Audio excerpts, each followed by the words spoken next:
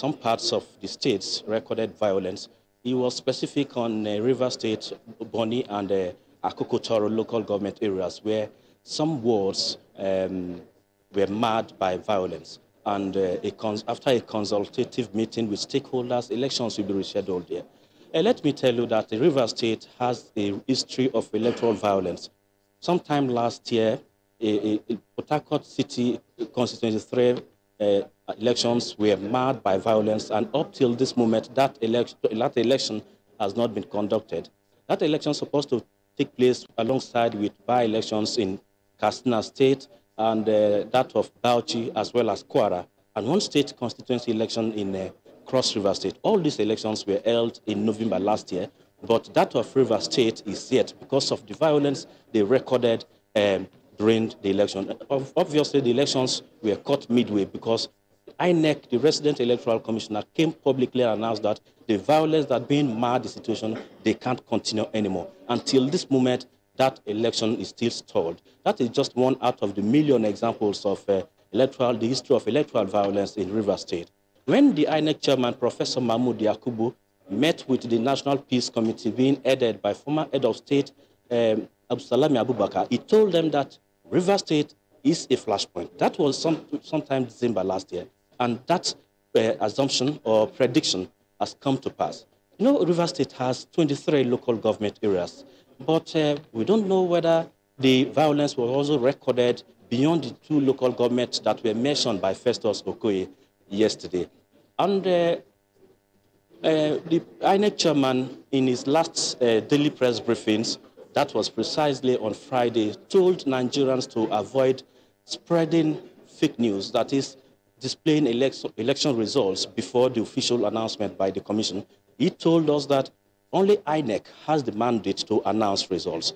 But just as the polls were on, the social media platforms were flooded with results from polling units and local governments, and that can be an invitation for violence. If, for instance, a candidate sees the results of 500 in a particular polling unit, and when INEC probably officially announced the result is 200-300, he may feel there was some, malpractice somewhere. So these are some of the reasons why the INEC chairman warned seriously that election violence, posting of results online before the official announcement of the results by the commission is an aberration.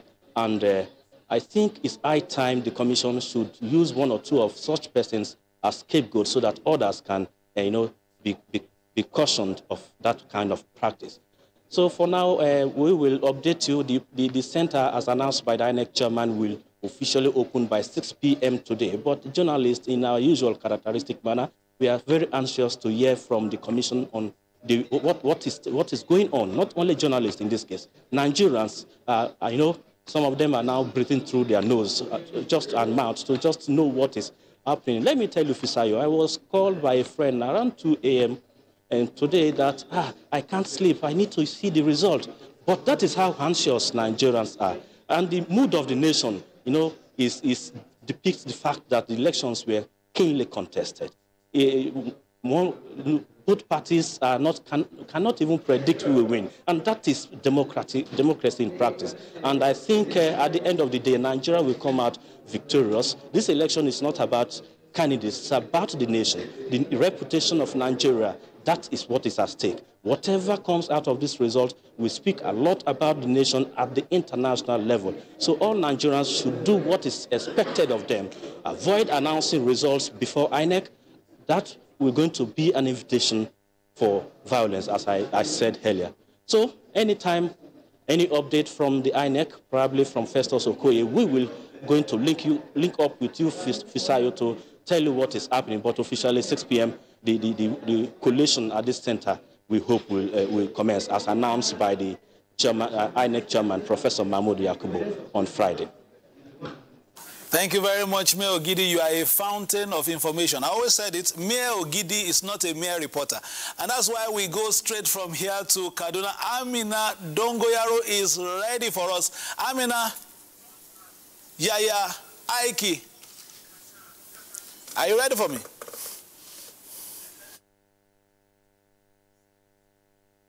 Network Center. With me today are Awal Muhammad Mashi, the Administrative Secretary of Independent National Electoral Commission. Welcome, sir. Thank you. Good morning. And we also have Zubair Abubakar, Coordinator Rights and Democracy Volunteers, Kaduna State. It's a great pleasure. Thank you very much. We'll be discussing, gentlemen, the general overview of the elections that held yesterday and what is happening at collation centers today. I will start with you, sir.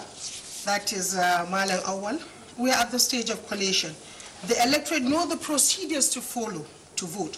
Now, what are the procedures for collation and declaration of results for the offices being contested, or rather votes for the offices being contested? Okay, like you rightly said, it is an open thing, but all the same, I think I should make certain things clear to members of the public. Yeah. The elections are conducted, as you rightly said, at the PO level. When the elections are concluded, all the results are expected to be conveyed by the ad hoc staff in company, of course, of the security agents that worked with them at the PO level and the party agents to the next level of collation. That is the RA level, the ward level. The ward level. When they arrive, they submit the results. And of course, all other documents and things that were used for at the PU level. At the polling and principally, I'm talking about the smart card reader, the ballot boxes, and of course the registers that were used. These are the basic things that they are expected to convey to the collation officer at the collation level. Now, upon receipt of those material, what the collation officer is expected to do is look, first of all, at the EC8A or 8A1 or 8A2, depending on the election. EC8A is for presidential, 8A1 is for Senate, and 8A2 is for National Assembly elections, House of Reps. Yeah. What is expected of him is to look first at the results. Let us take the presidential, for instance. If the result declared is probably 400 collectively for all contestants, for example, for all the contestants, including spoiled and rejected ballot papers, then that should also be reflected in the smart card reader.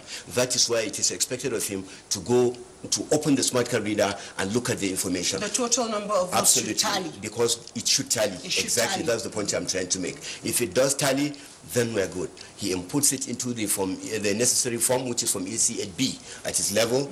Since we are talking about the presidential election, he'll input it into the form, and then all other similar results coming from the same RA will be brought to him, and then they'll similarly be inputted. At the end of the day, he will announce the result, because it is not for him to declare a presidential result. I am making reference to presidential because it's what I've taken right from the word go, to be citing the examples. I'll go back to the other two. So he's expected to do that, and then when he is through, he will go to the next level of collation. That is the local government level, where he'll make the local government collation officer, who will in turn collect, the form. It is expected that whatever is written in from EC8B is now a clean result, because the returning officer, the collation officer at the RA level would have done a very good job if it's worth his salt, and I expect every collation officer to be worth his or her salt, because we made sure that we got the very best of the very best. So what they are expected to do is carry the result upwards to the next collation level, which is the local government collation center. Then the local government collation center collation officer is expected to collate for all the RAs in that particular area, ward, the registration areas. He'll input them into the necessary form and then make the total. Then he's expected to convey them to the next collation center, which is the state collation center. At the state collation center, the state collation officer will be waiting for the local government officer, collation officers to convey the results to him, whence he will, input them into the necessary forms. After all the local, all the state results are inputted from the local governments, then he too is expected to go along with the resident election commissioner to the national collation center, to the chief returning officer, who is the chairman of the Independent National Electoral Commission.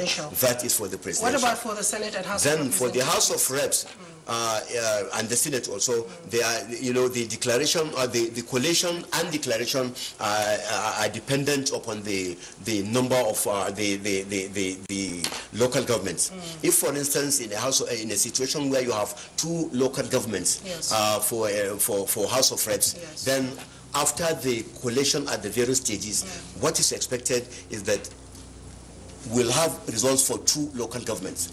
Then they will be merged, and then a winner will be announced. So it is not the duty now of the collation officer, but the returning officer to return the winner, because that is the level. Then when you go to the Senate, similarly, we do the same procedure.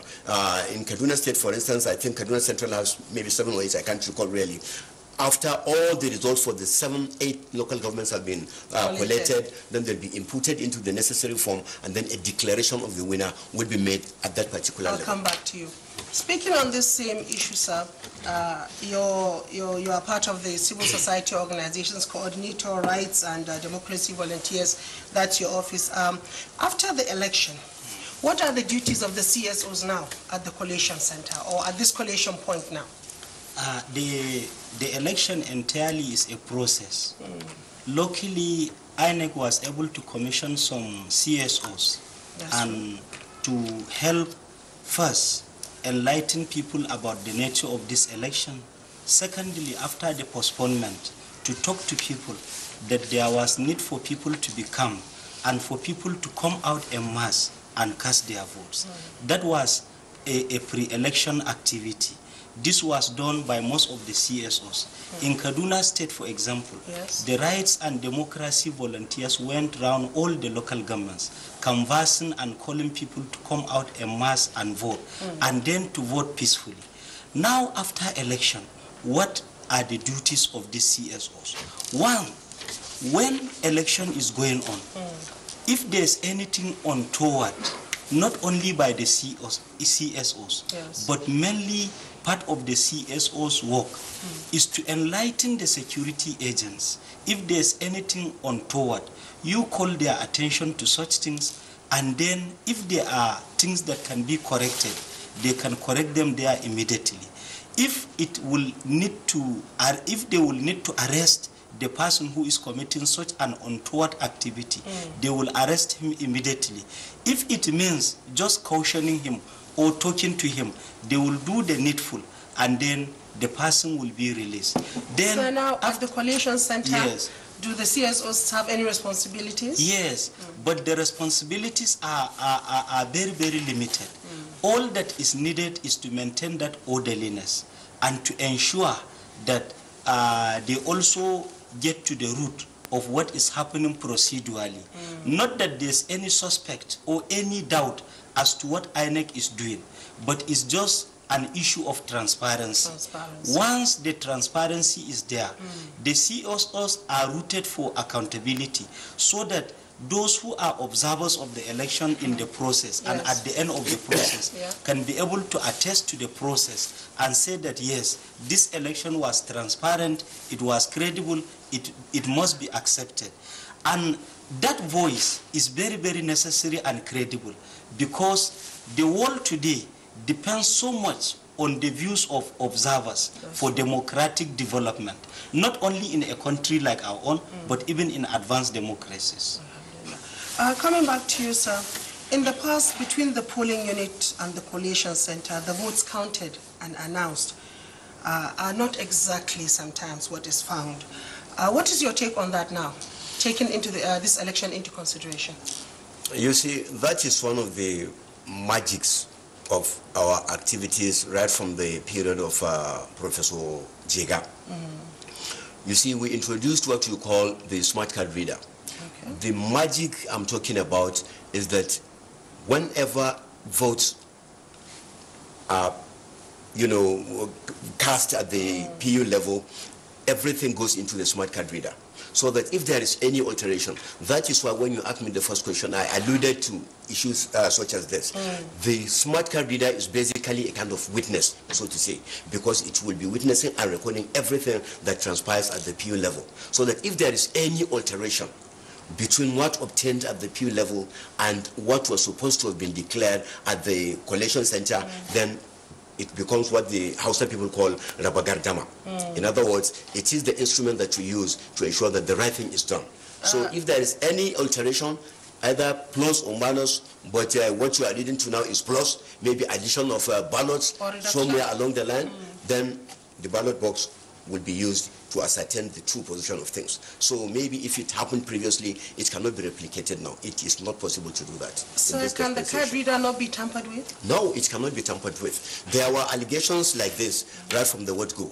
But we made it clear to the public that we have certain chips, certain, security mechanisms that have been inputted into both the smart card reader and the PVCs that nobody can tamper with, because these are things that are unique and known only to the commission, and therefore they cannot be tampered. There were allegations, that the smart card readers will be pre-programmed or whatever. But I'd like to assure, as we have always been assuring, that that is not possible. It has never been done, and it can never be done. Coming to you, sir, from past experiences with ballot box tampering, what are the CSOs doing now to checkmate that? Already, government has taken some steps, which has reduced the level of thuggery in the political process. The postponement has also given INEC an overview of what to do, and I think they have taken the necessary steps. The Nigerian police force has also taken steps to reduce the number of tamperings with ballot boxes. So as for the electorates and the CSOs, there was very little to do. All that the CSOs needed to do was to talk to the general population about the need for them to conduct themselves orderly, in an orderly manner during election. And for parents to ensure that once their wards or children leave the house, they must be able to access where they are going. They should be able to know that their children are not involved with shoddy characters, that they should be able to identify spots where their children is. And at the polling stations, we talk to people about the need not to quarrel either on the basis of the differences of political parties or any mundane or trivial issues, that they should just line up, wait for their turn in the queue, cast their vote, let them follow the INEC regulations that are there for the casting of votes. Once you cast your vote, the law allows you to be there and wait for the announcement of the result. While waiting, you should not quarrel, you should not fight, you should not engage in any political argument. Or if you choose, you can go home and then come back later. These are some of the things we try to tell the general population, but we were more emphatic about the younger generation because they are the ones that have the vibrancy to cause trouble or to misunderstand issues, or because of their exuberance, they can easily be flared up in anger or things like that. So the CSOs essentially will go from one polling booth to another, although it is not entirely the work of the CSO, because as I told you earlier, the Nigerian police, especially here in Kaduna State, the police has taken proactive measures such that when we were going around these polling booths, we saw that people were in an orderly manner. That is why there are no reportage of violence or any act of ballot snatching or any act of quarrels or even fights at the polling stations. And I think this is good. It should be sustained. In future, we must know that nation building has to do with our patriotic instincts and how we deal with our institutions. Unless we are able to behave ourselves in orderly manner and take the democratic course, and probably if there are disputes, take the legal course, we can never have it right. Hold that thought. Sir, what are the reports you got from the field on INEC performance in terms of material delivery, personnel, and general coordination during the election? Now, I must confess that we are human beings and we can never be perfect in anything or everything that we do. As human beings, we have our weaknesses. As institutions too, we do have our weaknesses.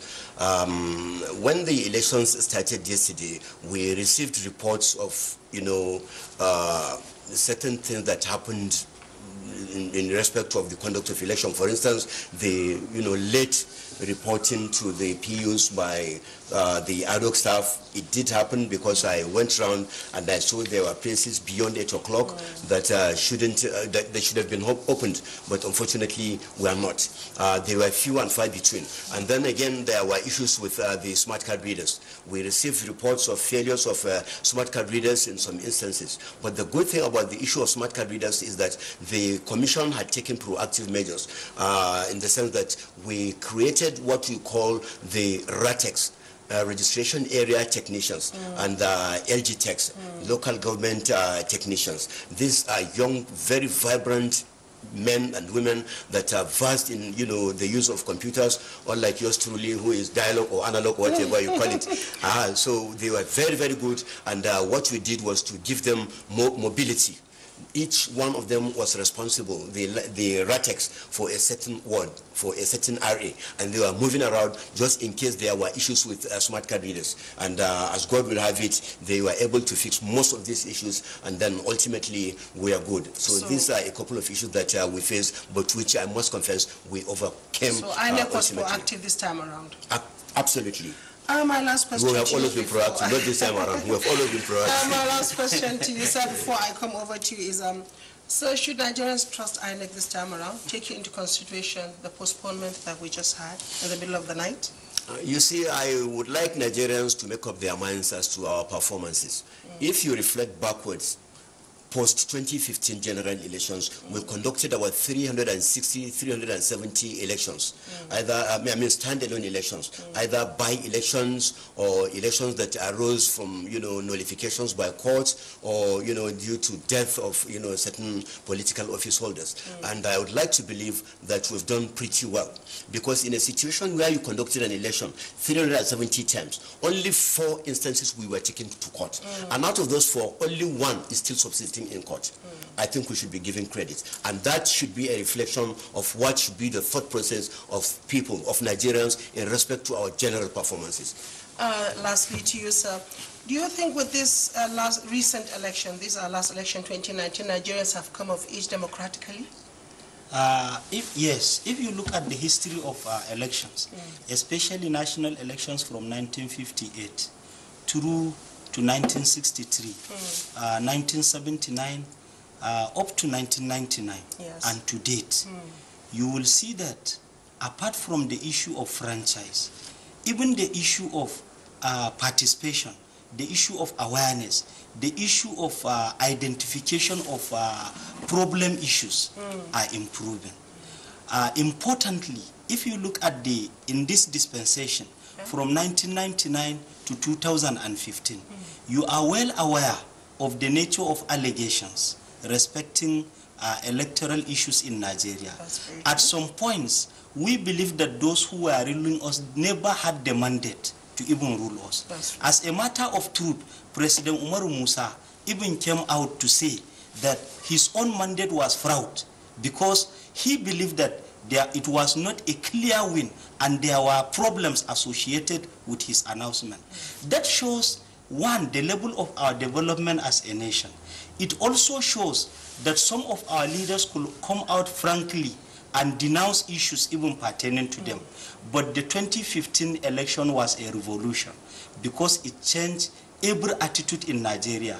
And that was why Nigerians are happy to troop out now, believing that their votes will count, believing that whatever any one of them cast will be relevant, believing that in future nobody will temper or even occupy a position when he doesn't have the mandate of the people. Thank you very This much, is sir. a good development, and I think Nigeria as a country is moving forward. Nigeria cannot be ignored in the Committee of Nations. We are one of the leading nations of the world. Thank you very much, gentlemen. A very I interesting call that exchange. a vote of confidence on INEC. Thank you very much. A very interesting exchange. That's for the people to decide. That's all we have from Kaduna. Over to you, Abuja. Thank you. Chamina, one of the things that came out from that report or from that discussion is the fact that technology has been integrated, is being used in the operations of INEC. According to the INEC official there, it's almost foolproof, these technologies. That should enhance the process, shouldn't it? Yeah, of course it should. quite frankly, there have been, as far as technology is concerned, you will have glitches and hitches back and forth. But integrating technology into every process is not just a welcome development, it is quite essential. It has become a part of our evolutionary process. As a matter of fact, it is so integral today that we cannot do without it.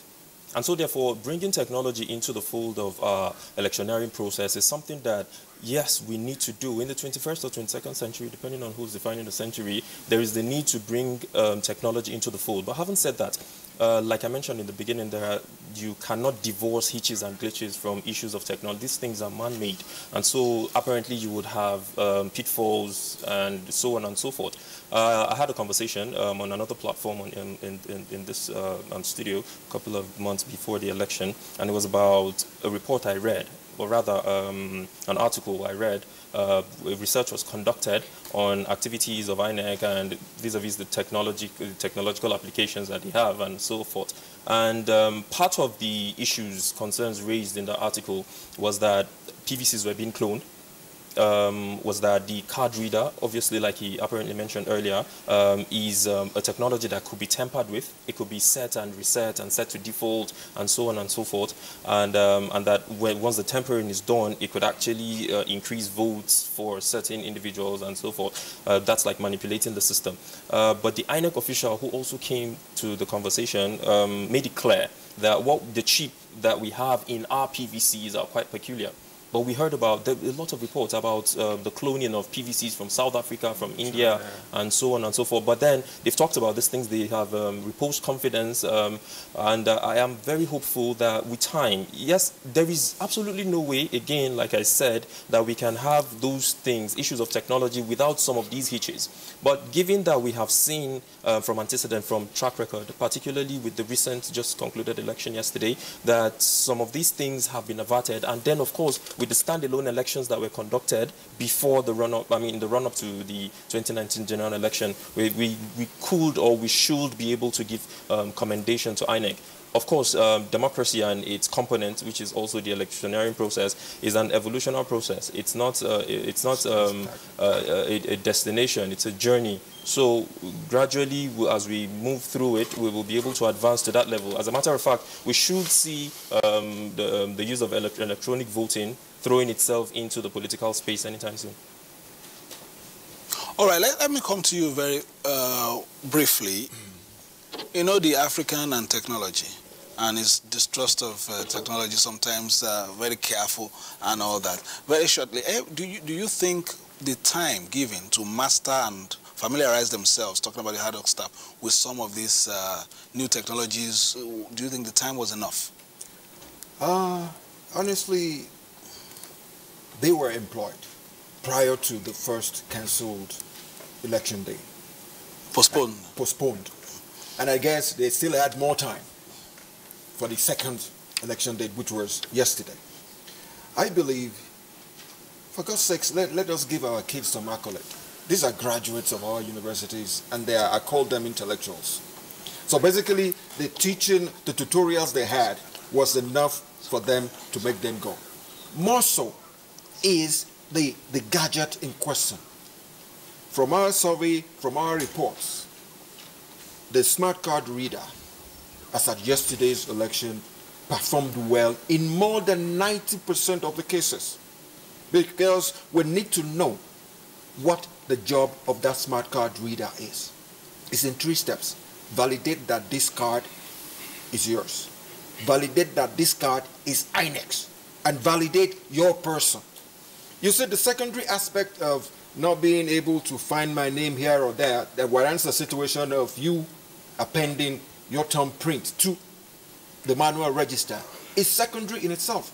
Because the 3 steps of the smart card reader has proven your person and the smart card reader. So basically, we are getting... It's a gatekeeper. Yeah, the gatekeeper has already vetted you before it allowed you in. So as we speak, the smart card reader has done a good job in about 90% of the cases, and then we are moving on from there. Okay, I understand that a report is ready from Sokoto, and that's from Abdurrahman Usman Jibrila. Is to give us an update on collation from Sokoto. It's over to you, Abdurrahman Usman Jibrila. Good morning, studios. We are live here at the Coalition Center of Sokoto North Senatorial District in Sokoto North Local Government Area. It's exactly 9:22 a.m. this Sunday morning. As you can see, all party agents are seated and security operatives are sitting down as the coalition commences with both coalition officers presenting their results to the returning officer. We will keep you posted as the results are coming in. Coalition officers returning coalition officers are presenting it to the returning officers.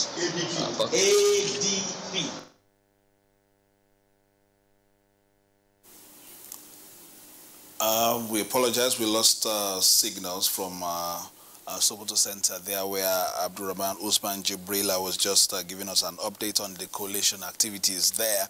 Very shortly, we will be joining my colleague in Makurdi, that's Ademola Adeoye, who is standing by. And this is also the time when I will beg to take my leave. Of course, having done the morning shift, my colleague Omini Oden will be taking over from here. Let me hand you over to Ademola Adeoye in Makurdi. You and welcome to Makurdi NTA Network Center. This is Nigeria Decides. And I have in the studio with me the REC in Benue State, REC INEC Benue State, Dr. Netawe Yawalda. You are welcome to Nigeria Decides. Thank you, Demola. And also, I have an observer yesterday here in the studio to discuss about yesterday's elections. John Ode is from the Center for Transparency Advocacy. You're welcome to Nigeria Decides. Thank you very much. Okay, let's kick off with the REC in Benue State. Dr. Yawalda, can you give us an overview of what happened yesterday? The election was relatively peaceful. We deployed over 23,000 staff, both ad hoc and permanent staff of INEC, across 5,102 different destinations. We also have a situation where voting started at different times. Some start at 8 o'clock dot, some stages of time. But by 2 o'clock, we've achieved 99.98% start-off time across the interstate based on a support center. And this also proves to us also that compared to the previous election that we had, 2015 election, there's a massive improvement at Demola from what we had. We had 4 of our officers born in 2015. This year we had none. We had 5 of our staff killed in 2015. This year we had none. We had 82 centers disrupted. This year we had none. We had 132 ad hoc staff kidnapped and taken hostage at different locations. This year we had none. This is a massive improvement from what we had last year, and we're hopeful that we keep on improving. Okay, would you elections held in all the polling units in Benue State yesterday? -4. Okay. We had carried a malfunction within those localities, and once it's 2 o'clock, by provision of the guidelines, electoral guideline for 2019 election, we have to stop and then reschedule it for within 24 hours, which we did today. And as I'm talking to you, an election taking place in all those 4 polling units. Are they within the city center or just outskirts? No, we have 2 in Obokolo. Okay. We have 1 in Apa, and we have 1 in Otupo, making 4. Okay. Now let me to Mr. John Ode. You were one of the observers yesterday. Yes. What did you observe? Well, as an observer, I observed a lot of things, of course. But first of all, I want to commend all key actors that were on the field. Because when we compare it to the previous elections in 2015, I got to notice that actually these key players were sensitized and prepared for the election, from the security, from the INEC officials right down to the security. And they played their part very, very well. And some of the challenges that we faced actually responded swiftly to it was a delay in senatorial ballot papers. That specifically in Ukbam in Guma local government. That's the council ward. It's a point where IDPs too came to vote from Daudu. So we had issues of that ballot papers not being present as at the time of accreditation. Okay. And what I observed again that even the voters too were sensitized, because when the party agents decided that, okay, let's just do the accreditation and then while waiting for the ballot papers, but they unanimously disagreed that if they don't see the senatorial ballot papers, they are not going to vote. That is where I began to was marveled and said, okay, this year has been very, very good. INEC has done their work. And we had another challenge, what I observed again in the area of the card reader. Okay. Of course, it's something that happens over and over again, and it will still happen again because that area is an area where network has been a problem. So we had network issues with it, and then some cards too were not, the card reader was not picking some people's fingerprints, and then they resorted to, sometimes they resorted to manual checking the names and like that. But apart from all, it was very, very okay. Dr. Iwaldo, you want to speak to the issues he raised? Yes, let me just the last one, which is, he said that they resorted to manual accreditation. It wasn't manual accreditation. What happened is that if you come into a polling unit with your own PVC and you tender it to the APO1, APO1 who is supposed to check your card reader. Yeah. First, they confirm on the voter register that yes, it is yours by APO2. They check and confirm that it's you. The picture is yours. The name is yours. The polling is yours. You hand over to the APO1, who will now insert inside the card reader. The card reader also must confirm that that PVC belongs to that place. Okay. Then they will ask for your thumb on it, so they can scan it and confirm if it is yours. You compare your fingerprint from now and the previous one that has been stored by INEC within registration. If there's a difference, normally it rejects it. But if the picture is yours, the card belongs to that place and everything, and the APO1 substantially believe that the picture is yours, then you're allowed to thumbprint on the voter register. And when you thumbprint, you're allowed to vote. So that in case of forensic evidence required in terms of court processes, then we use that fingerprint against your name, which you've made, to indicate that you're the person. So it's still an electronic verification because the card has identified the person as belonging to that polling unit, but it's only rejecting on the fingerprint. And the fingerprint sometimes mark you have farmers in the villages that, depending on the period of the years, their hands, of course, the cells on their hands keep on varying depending on the period. Rainy season is harder, dry season is softer. So the marks on their fingers will keep on changing with periods. And these are the things that we're looking at. So INEC needs to also accommodate and create an inclusive possibility for everybody who wants to vote in Nigeria. Actually, it was, from what we gathered yesterday, it was an all-inclusive exercise because we saw people at the IDPs, but there were issues relating to where the IDPs would vote, especially in Guatu and Gema local government. Were you able to resolve those issues? Yeah, they were long resolved. We had even, in short, what we did was we showed ownership to the communities that were displaced. I think, Demola, what people are missing is that people have this feeling that the camps are accommodating all the IDPs in Benue State. People are displaced. Most Nigerians, especially Benue State and North Central people, there's this blood relationship that, and lineages across communities. When somebody displays, instead of going to camp, he prefers to go and meet a relation who is kilometers away from him. So they go to neighboring communities, neighboring villages, friends, well-wishers, churches to go and stay with, primary schools that can accommodate them within the vicinity. And mark you, even within clans, within communities, you have clannish relationship also. So we tell that within this clan, this village have relationship with our clan. So if we go there, we have that that fraternity that we could live with. Now, this informed the distribution, the pattern distribution of IDPs in Guma local government. Okay. Most of the displaced in one of the, I'll take one of the cases. We have one council ward, they call it Uvi. Uvi is a council ward in Guma. Most people displaced in that place are living in Makodi. They're not even living in Guma local government. And where they're living along Agri Road, around North Bank, not even close to Daudu, that you say is close to Makodi.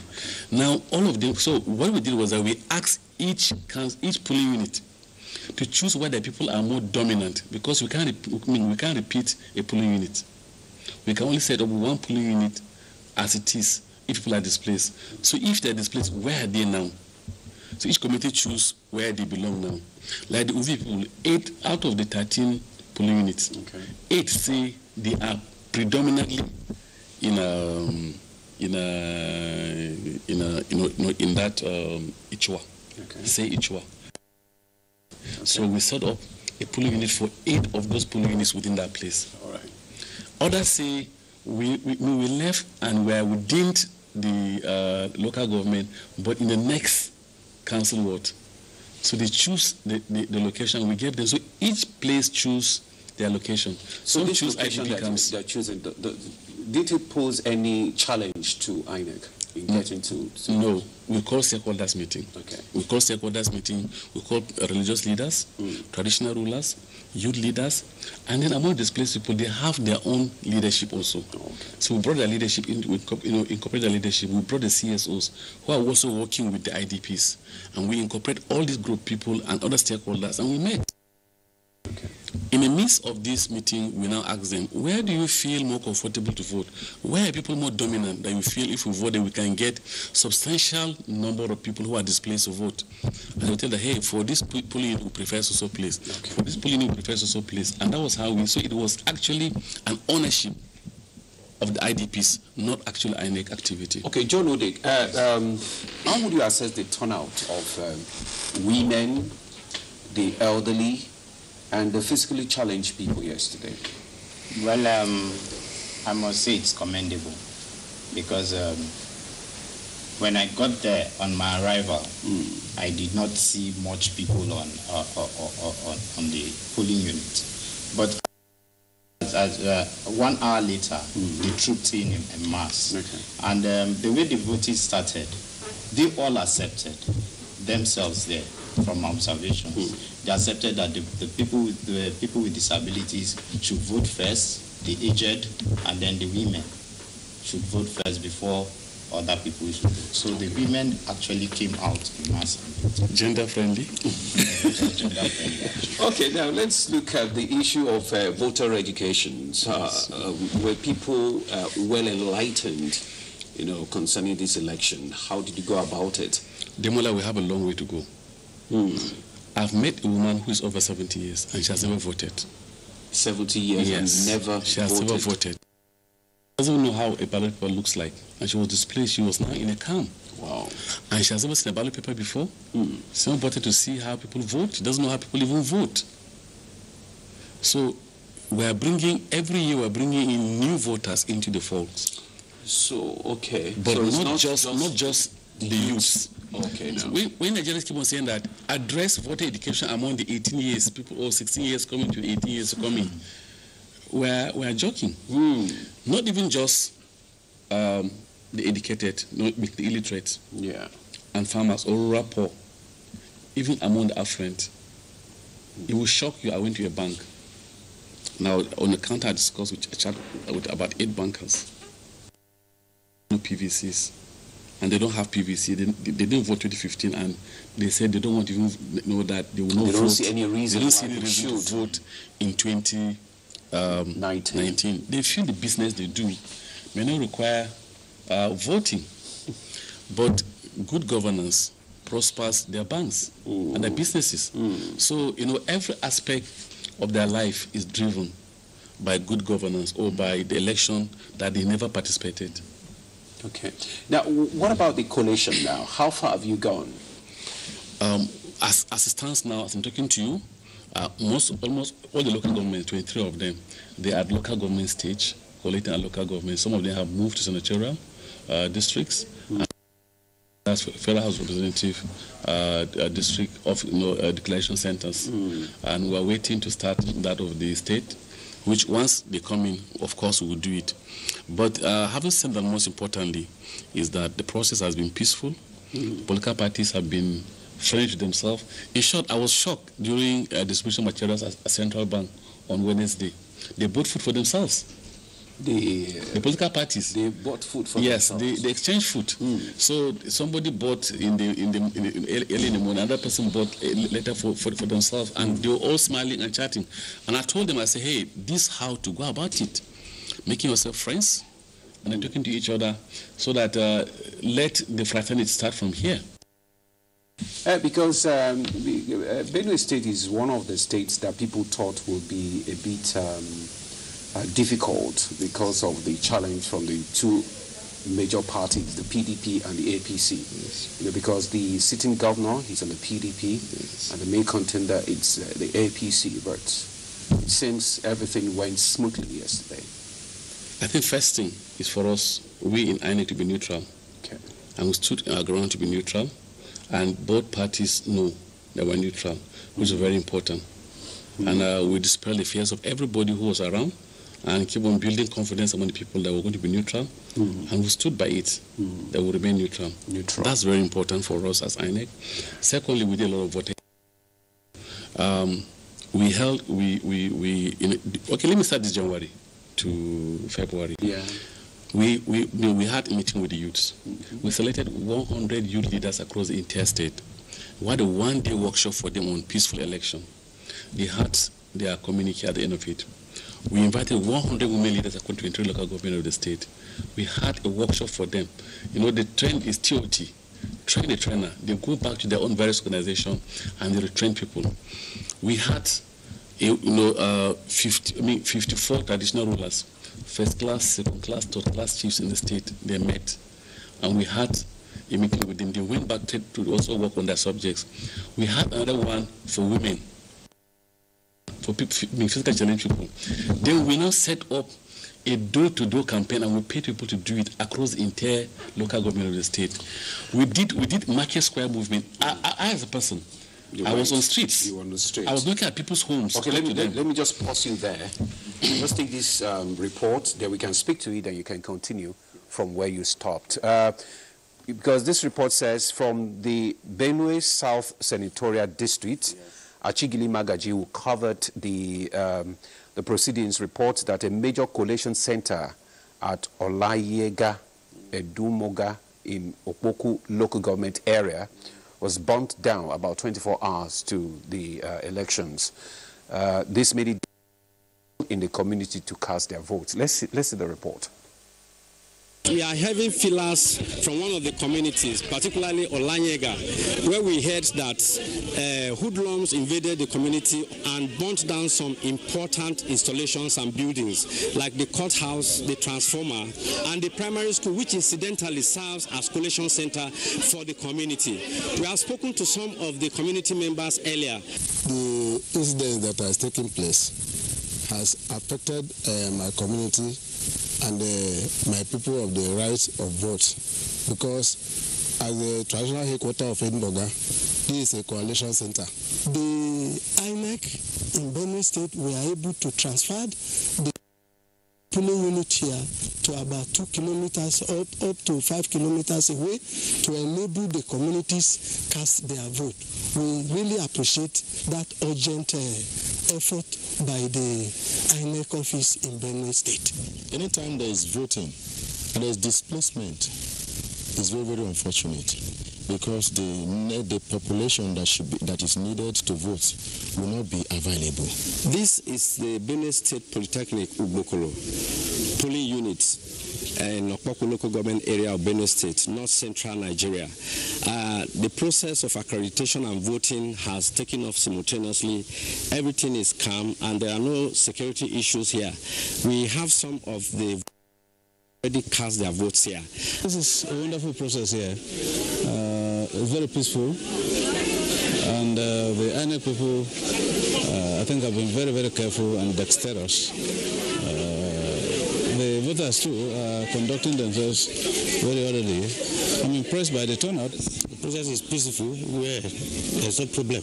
There's no problem of any kind, and by the grace of God, there won't be any problem at the end. Also, in other parts of the area, the exercise has been smooth.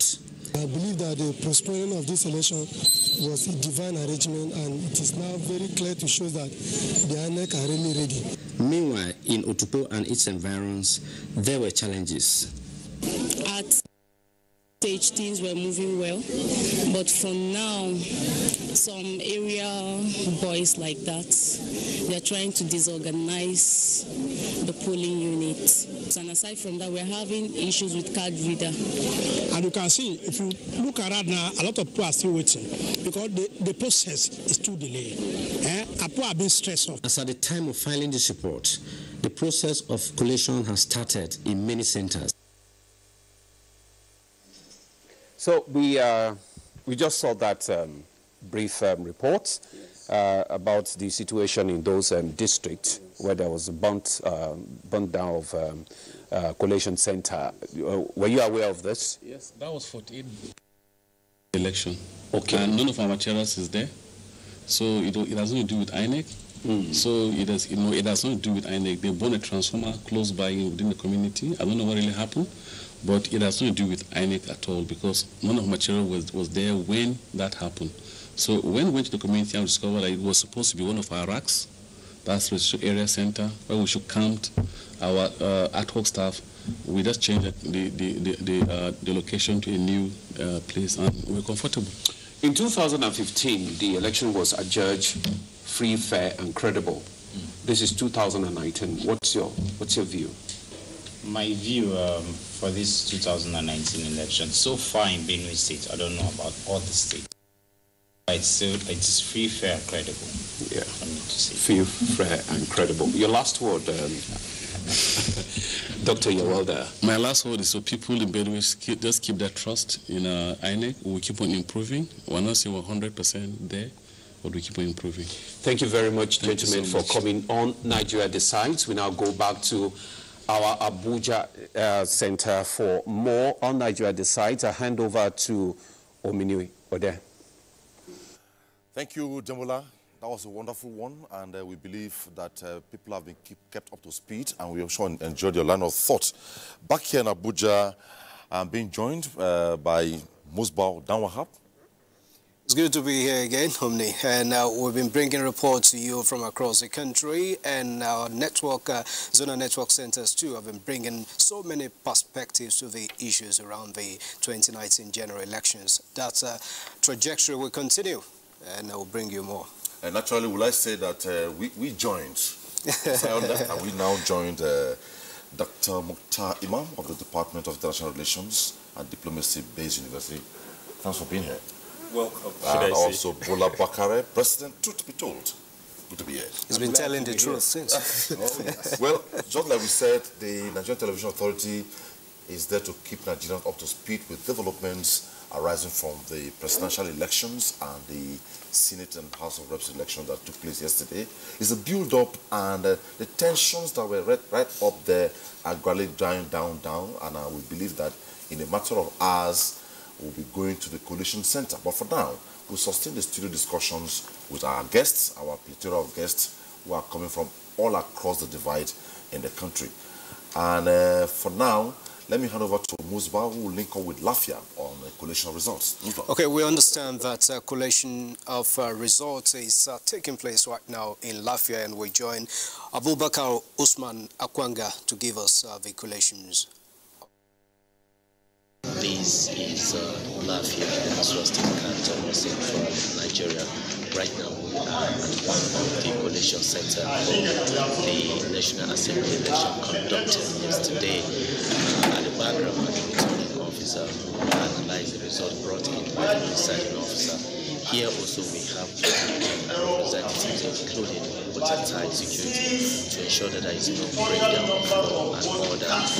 The business hope to continue probably much later when the announcing result, rather the winner for the 2019 National Assembly election conducted in the Sarawa South Senatorial District. This is the situation here.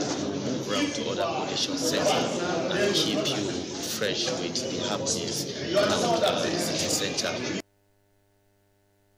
This is thanks a lot, Abubakar Usman Akwanga from Lafia. We expect more as the collation continues in that part of the country. Now, just getting in is that INEC has rescheduled elections in 77 polling units across some 10 local government areas of Zamfara State. Okay, and as we across the country, everybody's waiting to hear what the results will look like eventually as the day progresses. But quickly, let me get to Bakare. Now, Bakare, this election has been a huge and massive deployment. Yes. Financial, logistics, You and name but it. I like looking at it from this perspective. Comparatively, 1999, 2003, 2007, 2015, and 2019. Would you say gradually, as the democratic culture in Nigeria is building up, the electoral governance is also building up? Thank you, my brother. And once again, glad to be here. You're just coming in. Over the years, honestly and truthfully, we've been able to improve as we go. The latest inclusion is the electronic factor, going a little bit farther. You're making the electoral process something more conducive, something faster, and something that people can believe in as being free, fair, and credible. Honestly, when we were muting the idea of smart card readers, most Nigerians went haywire. They were saying, no, it's not going to work. It's going to be an easy access for people to manipulate votes. But over 2 sessions that we've had it now, it has become our saving grace. Because right now, as we speak in 2019, because the best test cases were 2015 and 2019, what we're having now is a grand improvement on what we had in 2015. As we speak, from our own researches, analyses, and our people on ground, as we speak, 90%, the smart card reader performed 90% plus as we speak in these elections. And honestly, that goes to tell you that of the people that were registered and the people that were voted, 90% were properly accredited. You see, the secondary factor of saying, okay, at the end of the day, the smart card reader has been able to prove that the smart card, your PVC is good, you are the person who owns it, and INEC can read that. Once we have those 3 factors in place, the other factor of maybe your thumbprint, maybe you add ACPO that blocks your thumbprint. We can leave that aside. The manual register can always be used after, don't forget this, after the smart card reader has verified your PVC and your person. So in actual fact, the element of those analog days of paper, ballot box snatching, or swapping papers, or days, we've moved ahead from that to the smart card reader in 2015, which delivered reasonably, to the smart card reader in 2019, which delivered as at 90%, and that is close to it. In school, if you get 90%, I wonder what your professor will give to you, maybe A++, or whatever. Okay. So I guess we're doing good as we speak. Yeah. Before I allow Musbah to take his line of questions, let me come to Dr. Mukhtar. Media deployment for elections over the years. I remember vividly what used to transpire then. We need to rely on a couple of reports that will come by road, but now we find that across the big platforms like the NTA, the small platforms like others, have done everything to ensure that by split seconds, you're getting it from there. Yeah. In a matter of seconds. So how will you compare the media deployments then and now with specific analysis at the NTA? Yeah. Okay, that's you being biased now. I'm not being biased. Okay. All right then. I am sitting in NTA. You are in NTA. Of course, I should give kudos and credit to NTA. This is your best point of reference. Well, truth be told, I think we have evolved. Tremendous efforts have been thrown in, and as the people in the tech world will say, thank God for God and thank God for technology.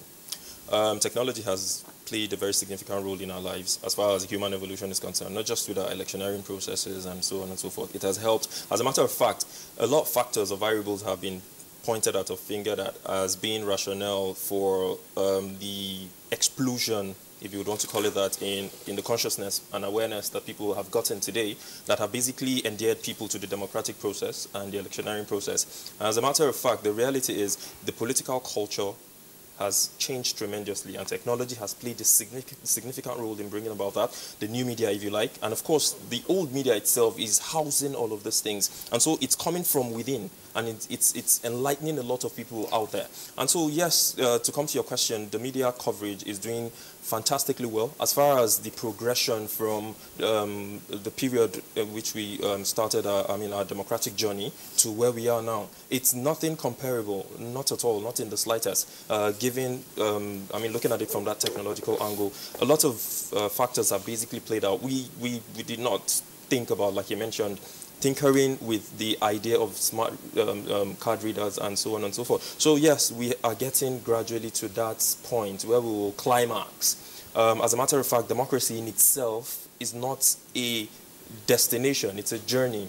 And all of the attributes and all of the projections within that democratic journey are things that would have to evolve with time. And it will require consolidated effort from actors, well, all stakeholders in the Nigerian project. So it requires the media, it requires the CSO, it requires the electorates, and those who will be elected into public offices to bring about that reality. In 2000, who would have thought? I mean, philosophers from Western climes told us that for us to be able to advance to this stage of democracy, we have to move through an autocratic regime, not just us in Africa, but even in the Middle East as well. These things were said, that you have to move through an autocratic system, through a secular system, before you can advance to where we are. Who would have thought that from the period of 1999 to 2019 we will be able to advance to this level where we are? So tremendously we have grown, we have moved. I mean, in 2015 we conducted one of the elections that was alluded the freest and fairest around the world. At the time, the United States was contesting the outcome of an election. That's right. This is an election that people have said, I mean, this is a country where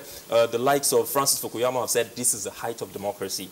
Well, we have shown them something. Well, we'll sustain a couple of this line of thought, and when we return from Enugu, where we are going to now, Mosba will begin the engagements by that segment. So we hear Ifeanyi Okafor is ready in the coal city, Enugu, southeast Nigeria. Hello, Ifeanyi. Hello, Mini. Thank you so much. This is Enugu Network Center of the Nigeria Decides studio. I am Ifeanyi Okafor. Now, the 2019 presidential and National Assembly elections finally took place. The 23rd of February 2019 has indeed gone down in Nigeria's history as yet another landmark date towards Nigeria's democratic experience. Here in the southeast, the elections were judged as largely peaceful and relatively incident-free, with reports of late start of the exercise in some centers, but successful electoral process at the end, except in a few areas, though. Now, reports have also indicated that the turnout of voters as compared to 2015 was quite commendable.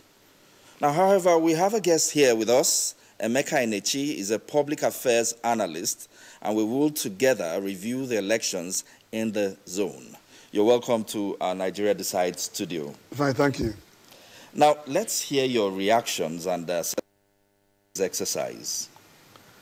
First of all, I want to congratulate Nigerians and commend them for the patience to turn out again for a rescheduled election. And I'd like to say that largely in Southeast Nigeria, we've not heard of incidences that are unbecoming of Democrats.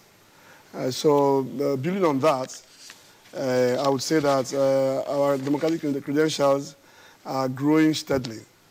Nigerians must understand that democracy is not a revolution. It grows by increments. So we've had 2015, we've now had 2019. Well, 2019 hasn't quite finished because we still have some other elections in the next couple of weeks. But my belief is that we can use it as a springboard to further grow our democracy and the electoral process. Okay, Enechi, in your opinion, are we as a people adequately prepared for the outcome of the election in spite of where the pendulum swings? Democracy is a contest of ideas, and once you've chosen this system of government, you have no choice than to respect the will of the people. And so wherever the pendulum swings, there will be no reason whatsoever for any person or group to say we reject this. Except, of course, you can establish anything that goes against the Electoral Act or the laws of the land, and then otherwise we wait for another 4 years and see what happens. Okay, now with collation and counting ongoing, for how long do you think this process will go on? I would think that the system does not want Nigerians to be fatigued. So there is no reason, at least INEC has not said, that there are reasons inhibiting them from going ahead to get these results sorted out. So my expectation would be that by noon of Monday, we should have concluded this, except there are certain areas where we have difficulties, and that will be understandable. However, you just heard about Zamfara and a few other areas in the... yeah, the Zamfara election, which has been rescheduled in 77 polling units across 7 local governments, may not necessarily affect the result of the big one. But looking here in the southeast zone, we have similar issues here in Anambra State, I believe, and some other areas. Again, that may not affect the big one. So it may not have any impact on the presidential election, which Nigerians are eager to know what the result is. Failing which, if I waited for 4 years to get here, and we now have to another couple of weeks to conclude it, oh, well, good, we'll do that. Now, there's this issue of thuggery and snatching, stuffing of ballot boxes, which is actually a very sad decimal in our efforts towards democracy. Now, how can this be effectively checked, particularly looking at the requirements of the security agencies in this regard? I would think that to avoid violence or cause violence at elections, the political parties need not wait until a few months to elections before they engage their voters. Now, we now know that in 2023, we will have elections. So democracy is not about voting. It's a process. There's a whole lot in democracy. And so it's not about voting alone. It's not just about voting alone. So it's not about winning. When you go into an electoral contest, what you're trying to say is, these are my ideas. And now people are free to accept or reject your ideas. If you now introduce violence into it, it would mean that you have not educated your followers that while we think that our ideas are supreme, it may well be that everything that we know is wrong, that some other guys have better ideas. And if people agree with them, we can go back and look at the overall thing in our own project and say, oh, where can we improve? So that next time we'll be better at it. But most importantly is that political parties, the various stakeholders in the electoral process, the NGOs and all that, they need to start engaging now for 2023, educating the people that there's no use to suffer any form of violence or carry a violent act against your fellow citizens. And again, if you look at the majority of Nigerians are actually in the rural areas. And so where I come from, for instance, if there was violence in Eke, perpetrated by either any of the parties, you're going to harm your own people. So are you by this saying that there needs to be more education of the electorate in terms of... voter education, yes, it's very important. And it should not be left for INEC alone. The political parties need to come into this. That's my thinking. Okay, now we're not done yet. We'll take a mini documentary on the political history of Enugu State, and then we'll go back to our discussion soon after that.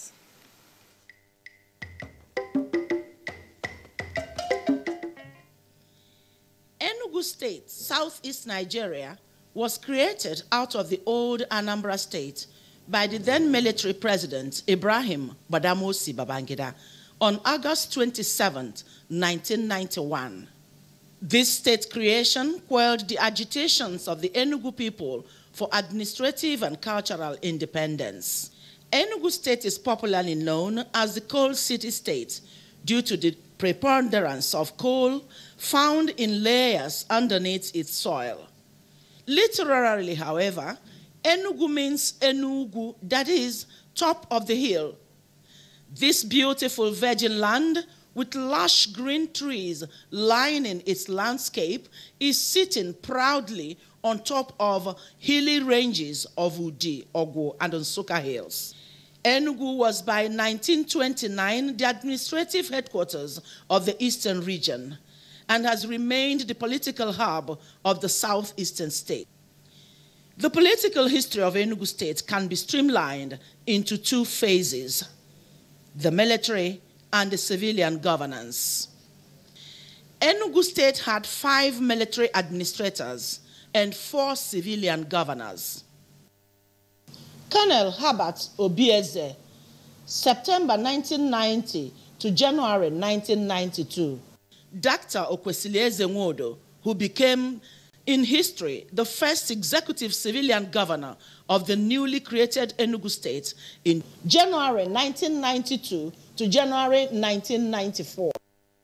The military took over power once again through a coup d'etat which saw the emergence of Navy Captain Temieja as administrator in January 1994 to September 1994. Temieja was then followed by Colonel Mike Torre, who took over the reins of Enugu governance from September 1994 to August 1996. Military rule still on, Colonel Sule Ahman assumed office in August 1996 and left in August 1998. Navy Captain Benson Agbaje came on board August 1998 to May 1999. Then it was time to take a breath of fresh air. Democracy beckoned on the nation, Nigeria. The 1999 general elections saw the emergence of Chimaroke Nnamani as executive governor of Enugu State. After 8 years of governance, in 2007, another democratically elected governor was elected. He was Sullivan Ihanacho Chime. Sullivan's 8 years of governance in Enugu brought about a general development and civility in the coal city. Babangida came and created Ebonyi State, which excised Abakaliki from the equilibrium. But now we're in a new Enugu State. New Enugu State comprises of 3 senatorial zones: Enugu West, Enugu East, Enugu North. And I think we can also maintain the same triangular equilibrium. And efforts have been made to do it. But unfortunately, we have a history of, time is for us to put our minds back. Either by commission or omission, some of our leaders did things that I'm sure they will be regretting now. Then and now, there is an improvement. And when I say an improvement, it's not an improvement of individual leaders. It's an improvement in the citizenry awareness of what democracy is all about. Democracy thrived uninterrupted. In 2015, Ifeanyi Lawrence Ugwanyi took over the mantle of leadership of Enugu State till date. There has continued to maintain strategic partnership with several and international agencies to stimulate rapid growth, especially in ICT, biotechnology, and engineering sector. It will be pertinent to mention some of the administrators behind the evolution of Enugu. Dr. Nnamdi Azikiwe, Dr. Akanu Ibiam, Dr. Michael Okpara, Ikemba Odumegwu Ojukwu, Chief Jim Ifeanyi Chukwu Nwobodo, who was elected governor, Old Anambra State. Late Chief Christian Ono, who was the shortest serving governor of the Old Anambra State. There is peace in Enugu. Even when you are in different parties, when you meet, there is no war. There is peace. And I believe that the election this year will be peaceful. I don't have any doubt about it. I don't have any doubt. Presently, Enugu State is divided into 3 political zones: Enugu North, Enugu East, and Enugu West. Out of the 36 states in Nigeria and the federal capital, Enugu, the coal city state, has been adjudged the most peaceful. Hence, it serves as home to all Ndibo, home and in the diaspora. Enugu State, as a virile virgin, has embraced civilization and sophistication slowly but surely. Now, we just saw the political history of Enugu State, quite informative. Now, it's 20 years of unbroken democracy, and Nigeria is indeed moving forward. Yes, Nigeria is moving forward, and one of the beauties of democracy is, like you saw in that documentary, the former governor, Okweslezowo, talking about citizenry awareness. And so people are now able to ask questions and expect answers. And so what democracy has helped us to do is attempt to break down the pyramid structure. And so, like I said before, it's a contest of ideas. Even while the government is in place, the reason why you have opposition is to bring the status quo to rise above itself. One of the challenges we have here is that we run what I describe as a zero-sum game, winner takes all. However, administrations ought to understand that when they are being challenged on their policies, those challenging them are not doing that because of selfish reasons. It is that we are expected to rise above ourselves for the better good of the people. And Enugu has grown from what it was when we were kids running around the various places now that have buildings and all that, and factories. And we have also had some visionary people around the state. I was just surprised that in that documentary, no mention was made of Kwabasika, okay. Who left his job, as it were, in UCLA and came here to work. Yes. And what a lot of people don't know is that whilst he was here, he never took a salary from the administration of East Central State. That he was getting paid by the University of Ibadan, so which is commendable. It's quite commendable. So we have grown, and we will continue to grow. What we now seek from the players in Enugu State or in Southeast Nigeria is that we need to step away from crying marginalization, all the time, and say, okay, the resources that we have, which we get even from the center, how have it been applied? And if the Southeast zone needs to make progress, we also need to understand that in the view of great men like Zeke and Okpara, that there may be a handshake with other parts of the country. So you can't sit in your house and put all your eggs in one basket, and when that basket falls down, you start screaming, I'm not getting any eggs. Of course you won't be able to get eggs. And so there must be a kind of cooperation and cohesion. Yeah, and our history also is happened for the war in Nigeria. We need to look at what Japan did after the Second World War, what Germany did. They didn't go back fighting the mainstream forces. Yes. They said, okay, we lost this thing. How can we become giants again?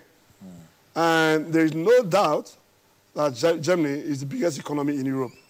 And their products, destroyed the surface of the earth. Japan, we know. So we need to come home and tell ourselves some home truths. Let me bring you back to what we were discussing before we went on the mini documentary.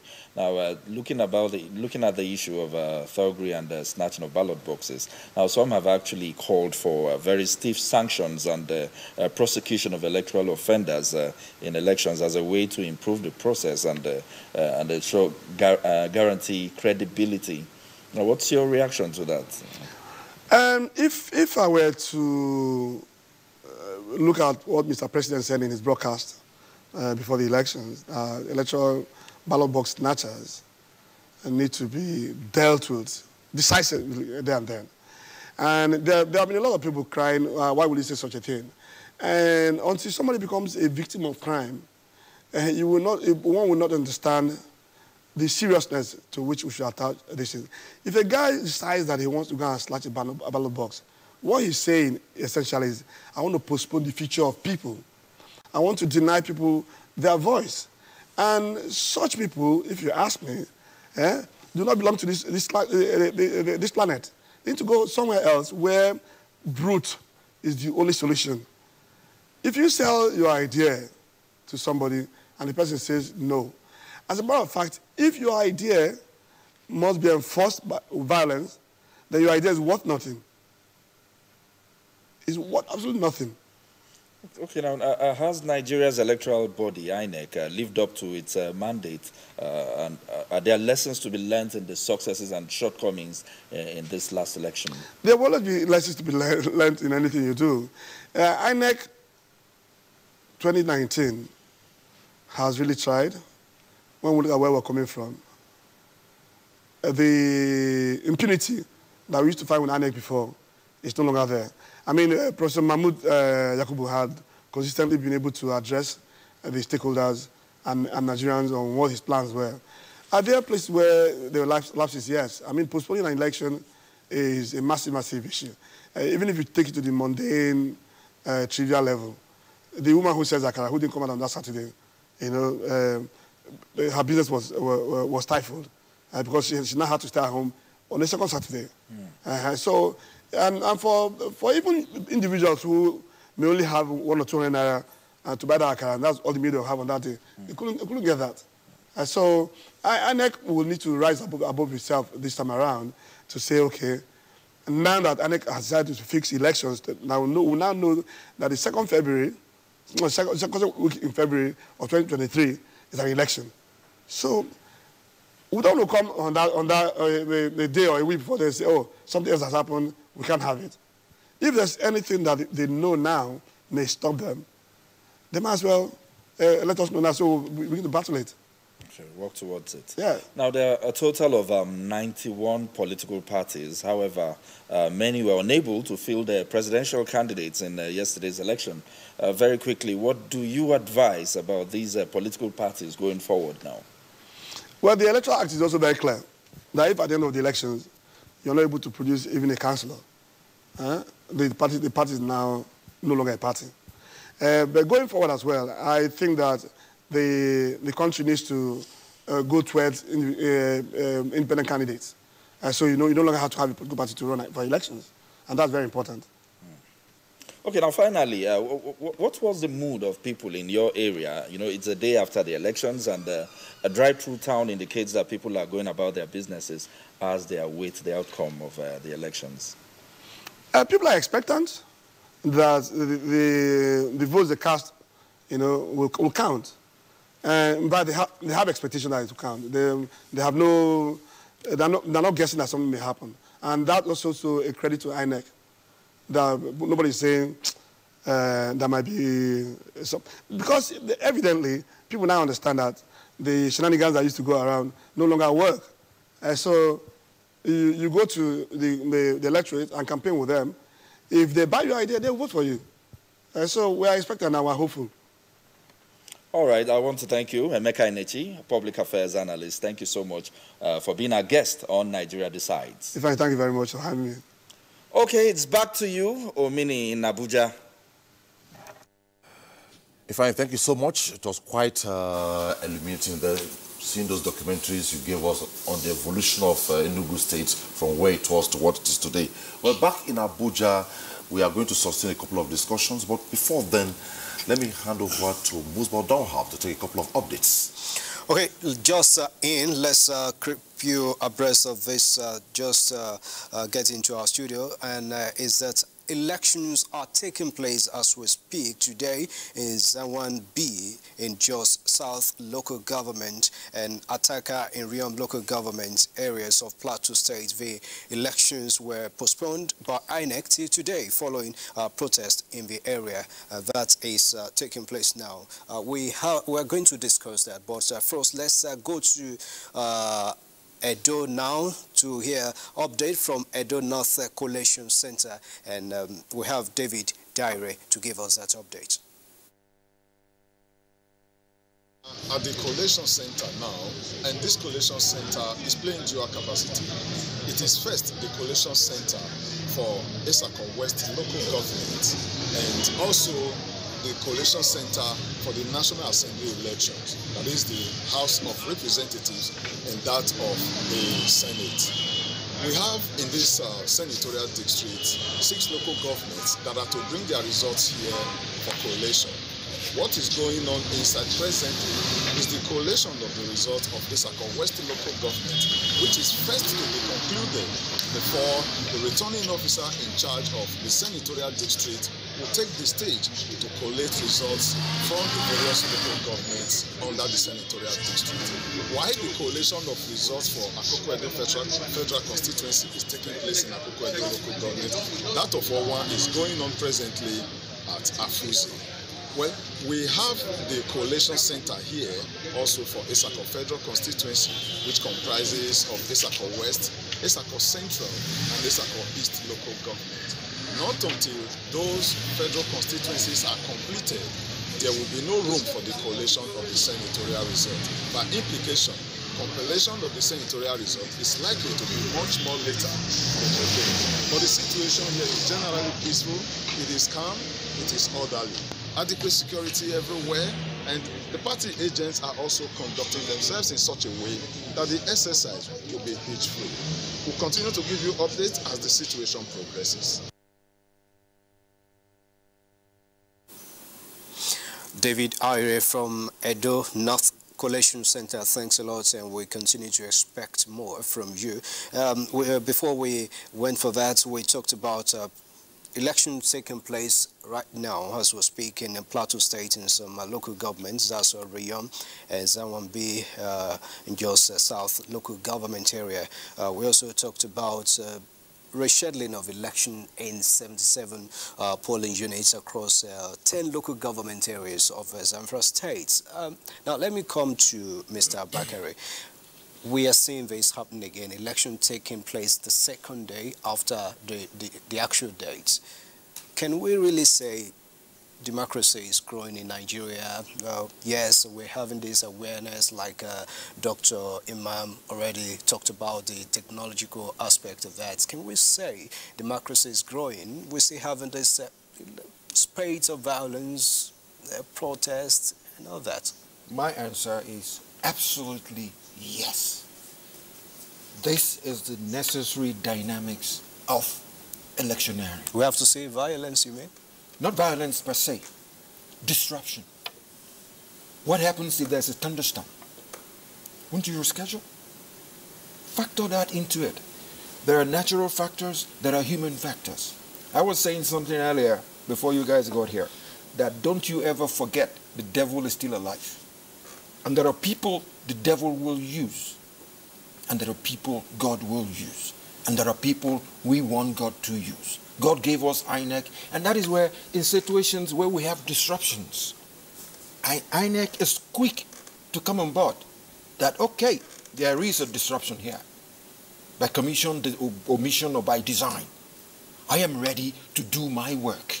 That is why it comes up, oh, there's going to be a reschedule. There's going to be a supplementary. Those are things we would like to see. As much as over time, the past 1 week or 8 days thereabout, everybody will be berating INEC for doing this or doing that.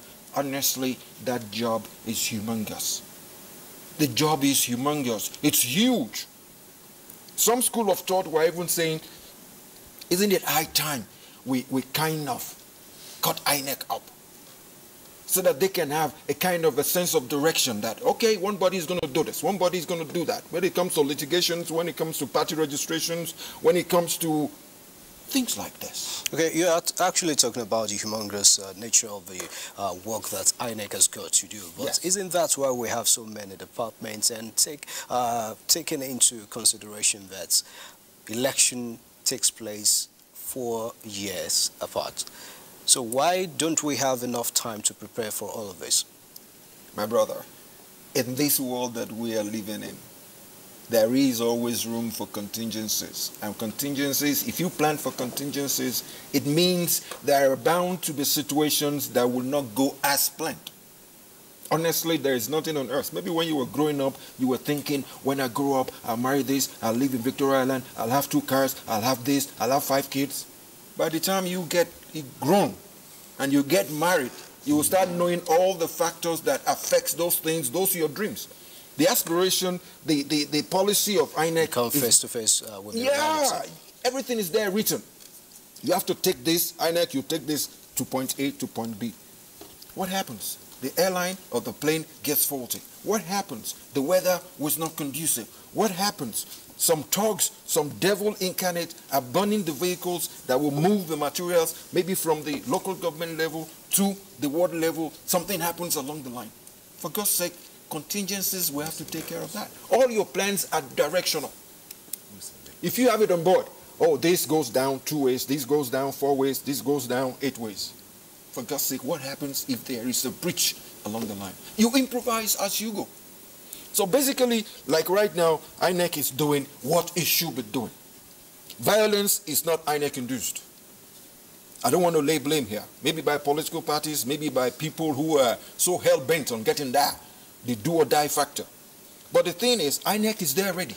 If there is violence, let's see what we can do to overturn it. If there is a situation on end that doesn't make it conducive for that particular day, let's douse the violence. Let's douse it. And then the next day, I'm there ready to happen. Like you rightly said now in Zamfara, 77 PUs, over 10 LGs on hold. But INEC is there ready for a reschedule, and then it will get done. We are going to Lagos. But before we go to Lagos, let me highlight this. Elections are being collated, the results are being collated across the country now. Yes. And like Musbao said in one of the reports, some elections are going on that were rescheduled for today. Because yes, in Plateau. But we need to caution. The constitutional body that has the mandate to conduct elections and announce results is the Independent National Electoral Commission. Yes. And I remember in one of the daily briefings shortly before the rescheduled date by the chairman of INEC was a consistent reminder that INEC has the right and the mandate to announce results. So many results are being churned out in the social media and what have you. So by way of caution, what would you say to Nigerians? Well, I hope Nigerians listen. I'd urge, again, like you said it all, INEC is the only body that has the mandatorily responsible to announce results of elections. Whatever thing that's going on the social media and any other media for that matter is just going to create unnecessary hype and tension. It's going to exacerbate the already existing apprehension. So I think we should all try and pipe it down. We've waited for this for how long? 3 years thereabout. We've gone to the polling units, we've casted our votes and so forth. I think it's at this point, Hausa people will say it gets hotter. This is to translate it when the haircut comes Let's get that first. In Hausa? Yes. Okay. Aski ya fi zafin in ya zo goshi.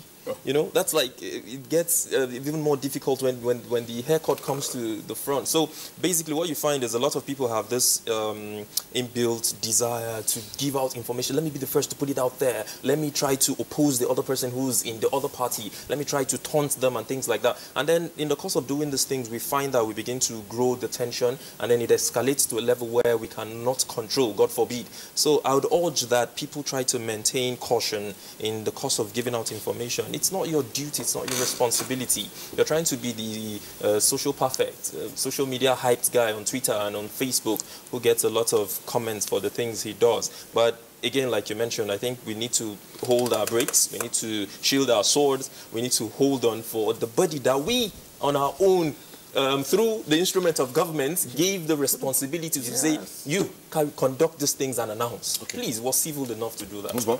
All right, we told you earlier on that INEC has rescheduled elections in 77 polling units across some 10 local government areas of Zamfara State. Let's get some more details into that from our reporter there.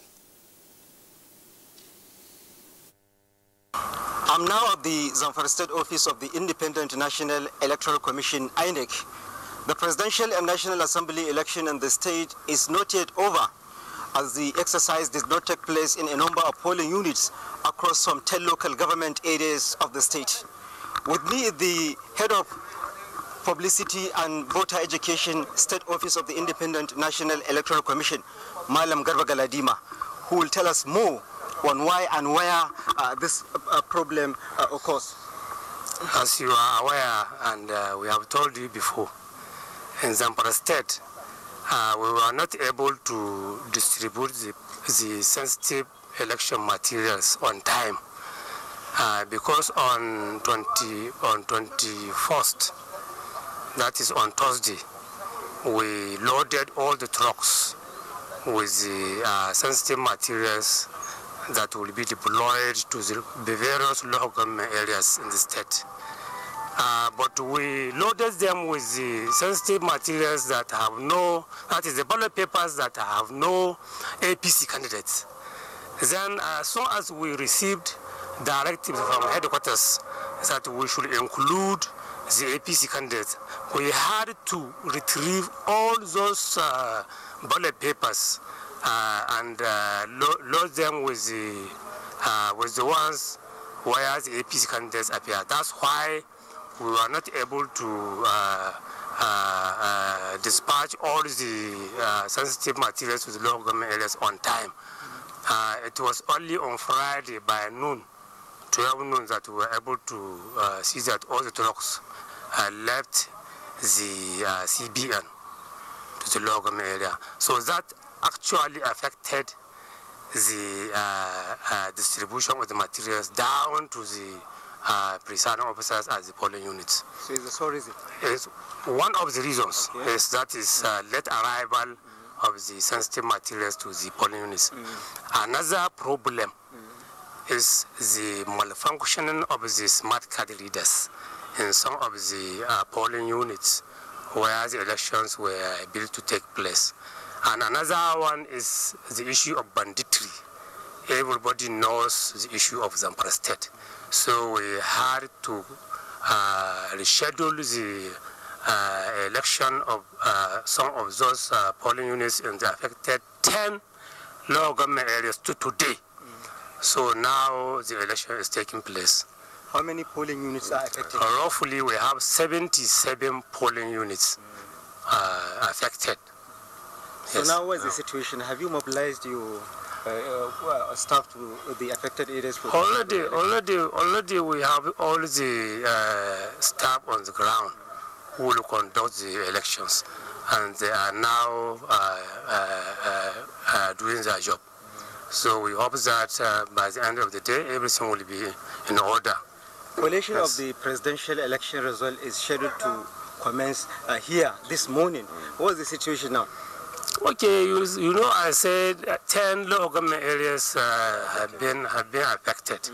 So if we start collecting the result from the collation officers, you know that we have to wait for the other local government areas to bring their results. So that's why we have decided to shift the time from 10 a.m. to some time later in the day that we will commence the collation. Thank you, sir. I've been speaking with the head of publicity and voter education for the State Office of the Independent National Electoral Commission, Malam Garba Galadima, on the prevailing situation here in Zamfara State. As you have heard from him, the election did not take place in 77 polling units across some 10 local government areas of the state, and the election is currently taking place in the affected areas. We'll keep you updated as we go around the affected polling units to assess the situation there. Thank you very much for that update. Elections are taking place in 77 polling units across 10 local government areas of Zamfara State, and also taking place in 2 local government areas in Plateau State. We expect update from those states as the processes continue. And now let's take you to Southwest Nigeria, where coalition of officers for the presidential and National Assembly elections in Ekiti State have announced the results collected from various local government areas of the state.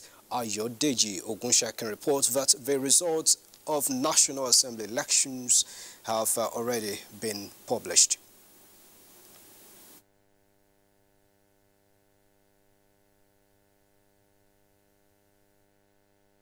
But before we join Lagos, let us inform you that this program is streaming live and it's on Twitter too at NT News Now, Facebook, NT Network News,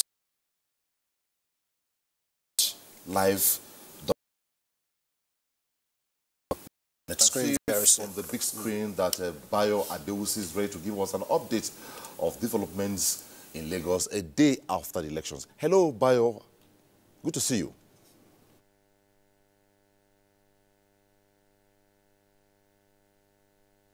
This is the afternoon after. Now, the presidential and National Assembly elections, to all intents and purposes, are done and dusted, and while we await the collation of the results with patience, we are afforded the opportunity to pause, review, and learn from what has happened so far. Don't forget that the gubernatorial and House of Assembly elections are around the corner, and the intent should be to learn from the recent past in order to have a better outing. Now, to reflect on the pertinent issues of the day, I am joined by a panel of discussants. But before we go to these eminent discussants, let's take the most pressing story. And the electorate at Koshofe local government area has expressed satisfaction with the conduct of the elections. Abolore Ogbara monitored the collation of the results, and here is her report. This is Ogudu in Koshofe local government. Voters have exercised their civic responsibility. It is now time for the summation of votes cast and collation of results. Behind me, you will see Lagos residents standing by to ensure that their votes are counted. With me, I have Mr. Emmanuel Eze. So, sir, what do you think about the mood, here today? Yeah, voting here has been very peaceful and orderly, and there are no problems at all. You can see that even those that want to even snatch ballot boxes are automatically playing footballs on the main roads, which is, good enough for us. We saw the military people on the road, the policemen are doing their work, and then the INEC, they had also been very cooperative. They came to their venues early enough. I voted. I said I will stay here until all the votes counted, and the result declared. You can see I have my own result for the presidency. Amazing. So you can say I'm also an INEC man for this purpose. The collation of results today have shown a very high level of leadership, management, and a sense of accountability and seriousness. It's not bad. It's peaceful enough. When you hear the final results, what's going to happen? If it is my own choice, the party that I voted in, then I have to be happy. I will jubilate. Yes. But if not? Actually, I won't be happy. In Lagos, Abolore Ogbara, NTA News. Thank you very much, Abolore Ogbara, for that report. As I said earlier on, I have with me a distinguished panel of discussants. On my right first is Sheye Banjoko, a lawyer and a politician of the future. Next to Sheye is Mr. Lawrence Emenike, a public affairs commentator. And next to him is Chief Festus Okore, a public analyst. He's also the public relations officer of the Lagos branch of the Chartered Institute of Logistics and Transport. Well, gentlemen, let's open the floodgates. First of all, Chief Festus Okore, I have never heard of the Chartered Institute of Logistics and Transport, but something tells me that you had some form of synergy with INEC. Am I correct? Yeah, you are very correct. I am surprised to hear that some people in Nigeria have not heard about Chartered Institute of Logistics and Transport. It has existed in this country for about 50 years. The headquarters is in UK. We operated then under Royal Charter up to this moment anyway. But there is a move. The National Assembly has passed the bill on the local charter, and I think it's with the presidency. Why did it take you 50 years?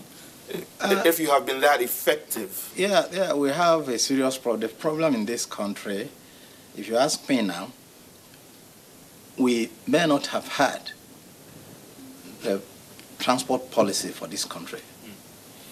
But before, I mean, in pre-air discussions, you were telling me about some workshops you organized to benefit the activities of INEC, particularly for this election. Actually, in 2016, the CILT Nigeria organized a workshop for this 2019 elections for the INEC.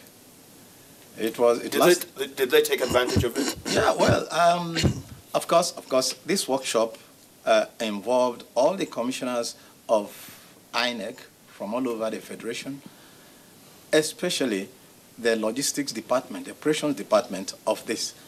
So when we were surprised that the INEC chairman, hinged the failure of this on that. That is what made us either believe that maybe they didn't take much advantage of that workshop, the workshop that lasted for 5 days in this Lagos on logistics. Okay, you know, the praises have been effusive, Lawrence. INEC has collected a lot of kudos because, according to reports, the outturn was very impressive. You seem to have a different view. I think coming to the side of INEC, or if I might even add some certain things from what the chief said, I think basically that is one of the challenges we have if such a seminar, took place and INEC, trashed it, without making use of it, is one of the challenges we have, whereby those collaborative efforts, because what we had that created that particular postponement first was because of logistics. So maybe they didn't take advantage of that. And again, on this particular issue of kudos going to INEC, sometimes I think we need to wait till after the collation, because that is where INEC where I have my doubts, with the sincerity and objectivity of INEC. Hopefully from what they had, the youth corpers, the training they had with the youth corpers, I think I'm impressed with that, because almost all the youth corpers, I voted in my ward. All the youth corpers are... By the way, as an aside, how was it? No, my ward was perfect, but we need to also understand that there are places we had issues, the Agor last way or Kota incident, which was not palatable, which we later made some certain inroad into that particular place to see it for ourselves. And but very succinctly, very briefly, what exactly happened in those areas? Kota, the challenge I had with all Kota issue and the Makinde experience was basically, as regards security. These two places had police stations almost not up to 5 meters away from where all these incidents happen. And I thought that the police need to have been proactive, because from all the Okota experience, this hoodlums has a freeway. I thought during the election times, that there should not be free movement. But in this case, even in my own area, you have free movement. The bikes were going, and that was why it was easy for some certain people to stop at one point.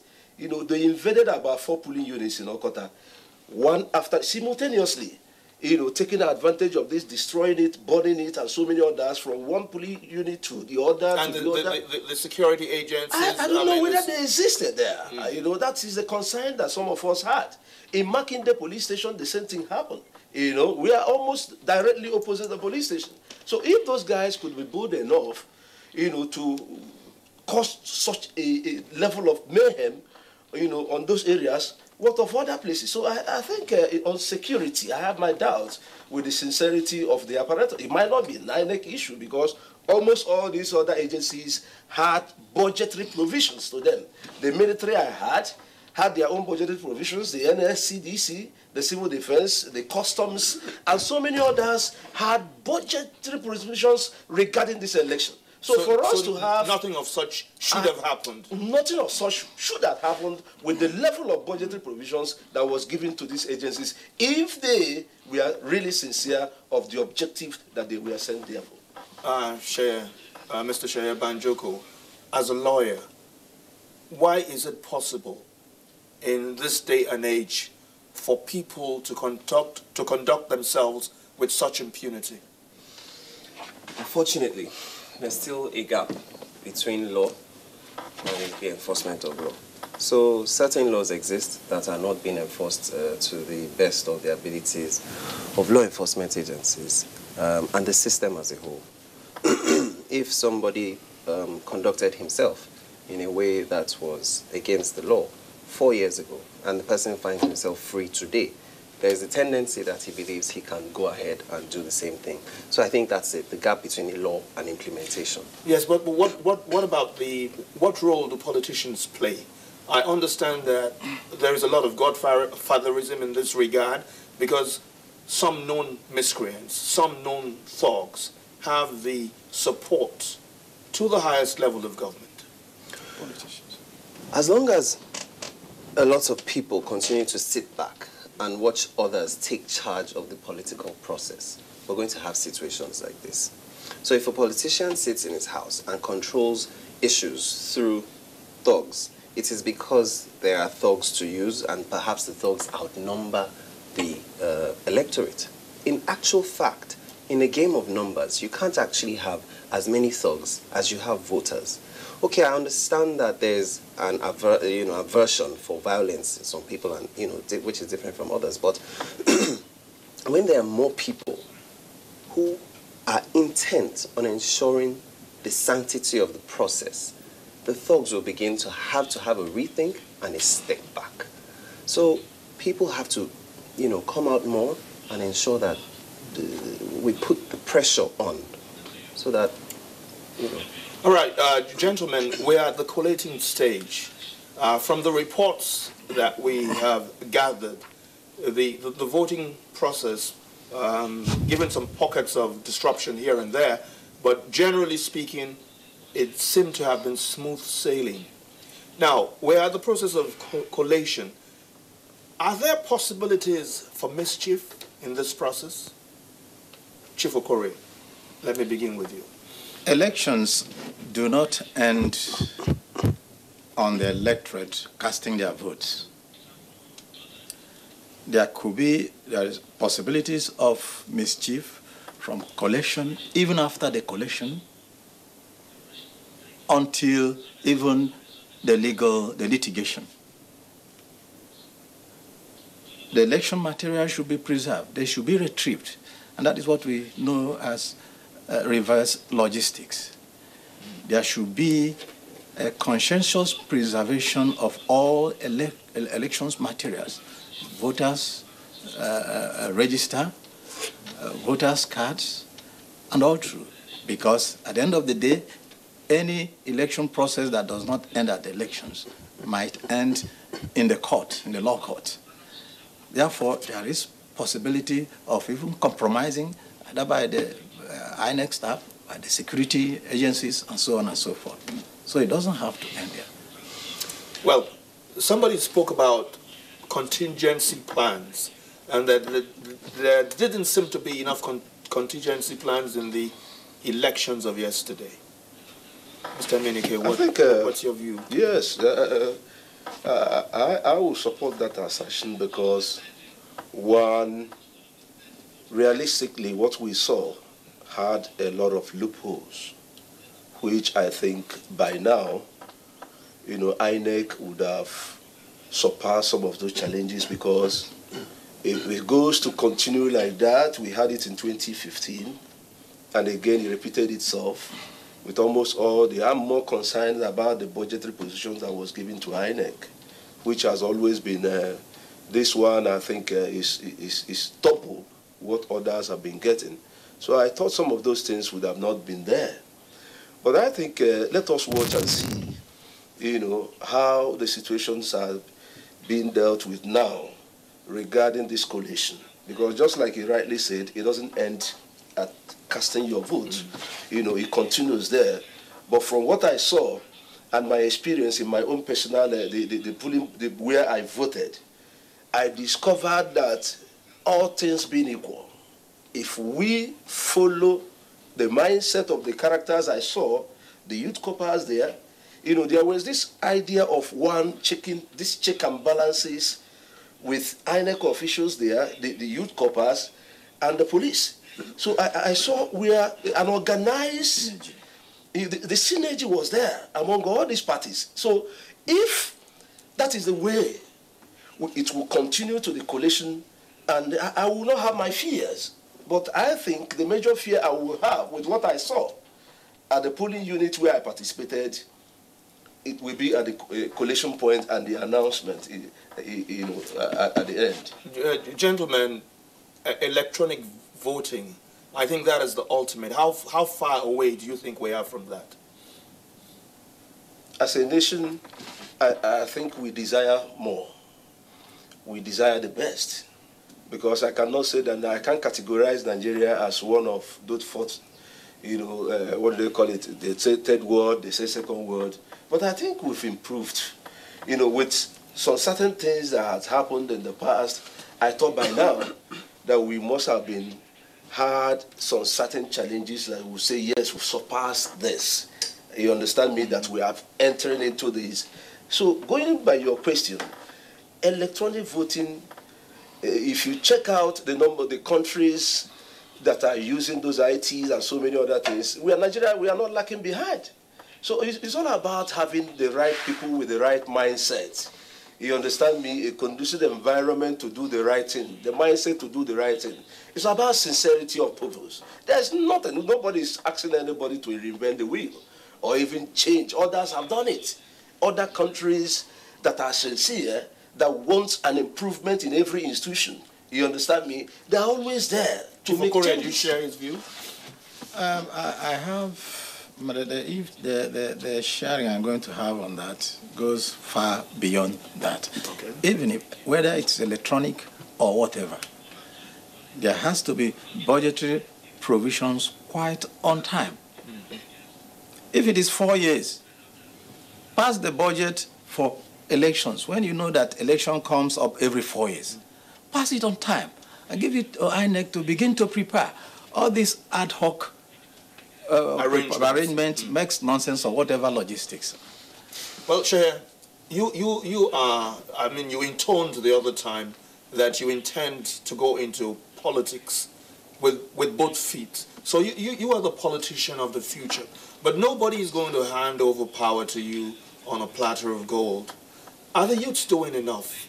Don't they need to re-strategize and make inroads into not only political parties, but take power away from we old people? The youths are not yet doing enough.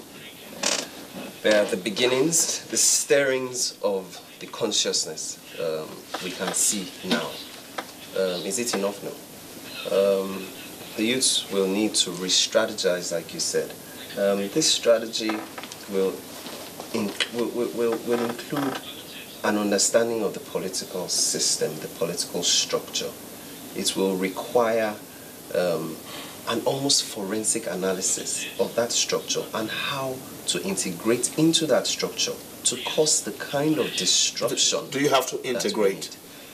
I would say yes. Okay. Why? Fighting from the outside can be very difficult. It's not impossible, but it's harder.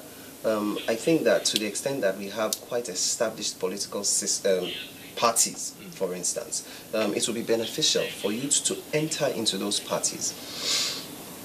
The mainstream parties? Into the mainstream parties. Develop a following in those parties inside and, you know,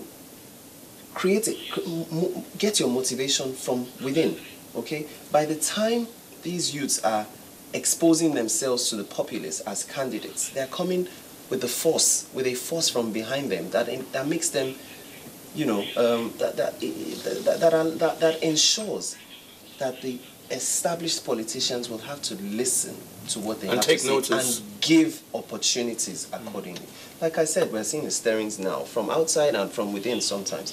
It's encouraging, and I think that this would help to make the youths, you know, participate a lot more because it is possible. We can see today that it is possible. What gives you so much optimism? If we look around at some of the results that we are beginning to see today, we can see disruptions in what we used to know. We are seeing traditional holdings of political parties falling to others. We are seeing outsiders, as they were, coming in to cause disruptions in established political systems. Okay, systems. You know, in established political systems, and finding success. You know, the success may not be as much as we would like for it to be today, but the success, the building blocks of that success have been laid. And that gives me a lot of optimism for the future. You spoke earlier, I'm sorry to dwell on this a lot more because the future belongs to the youth. In different forms of businesses, young people have had the opportunity through the force of their own to strategize and rise all the way to the top. Yes. Why is it so difficult in politics? It's just, for now, we're having a failure of application. Young people have found their way in business without a lot of help from outside. From their exposure, from their education, from the sheer force of the will to make it in business, young people are beginning to find a lot of success. So what we require now is a shift. An understanding that this same strategy that has helped us in business can be brought to bear on the political system, okay? So go into this system, sit down, look at it, understand it, just like you have understood the average business that you're concerned with. Understand the political system, enter it, and deal with it. You know, apply the exposure, the education that you have to the system, disrupt it. We have done it before, we're doing it every day in business. It's just a matter of shifting and applying to the political system. Chief Okorie, you've listened to the young gentleman. I call him a politician of the future. Yeah. Do you think the critical mass is there for young people to cause sufficient disruption to make a shift? If you look at our educational curriculum, the subjects like civic education is disappearing. This has to start from the beginning, from the infancy, primary, secondary schools. Teach the youth, teach the children. They don't have to get anything gratis, anything they want without working for it. Majority of the youth I know these days, they want to get there without learning the route. So there has to be this fundamental education, fundamental orientation of this youth. Government, either at the state level or national level, should evolve a youth-oriented program that could make the youth begin to think of things to do. Like Barrister has said, there are things you have to focus your mind on, study it, work for it before getting there. Sir, what's your input? I think it's critical that there should be a paradigm shift, politically as regards governance in Nigeria.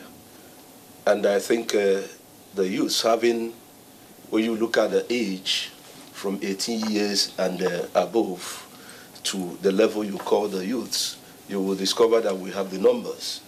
You understand me? And I really think that it's critical to our national development, because we are in a jet age now. This is a computer age, as we usually say.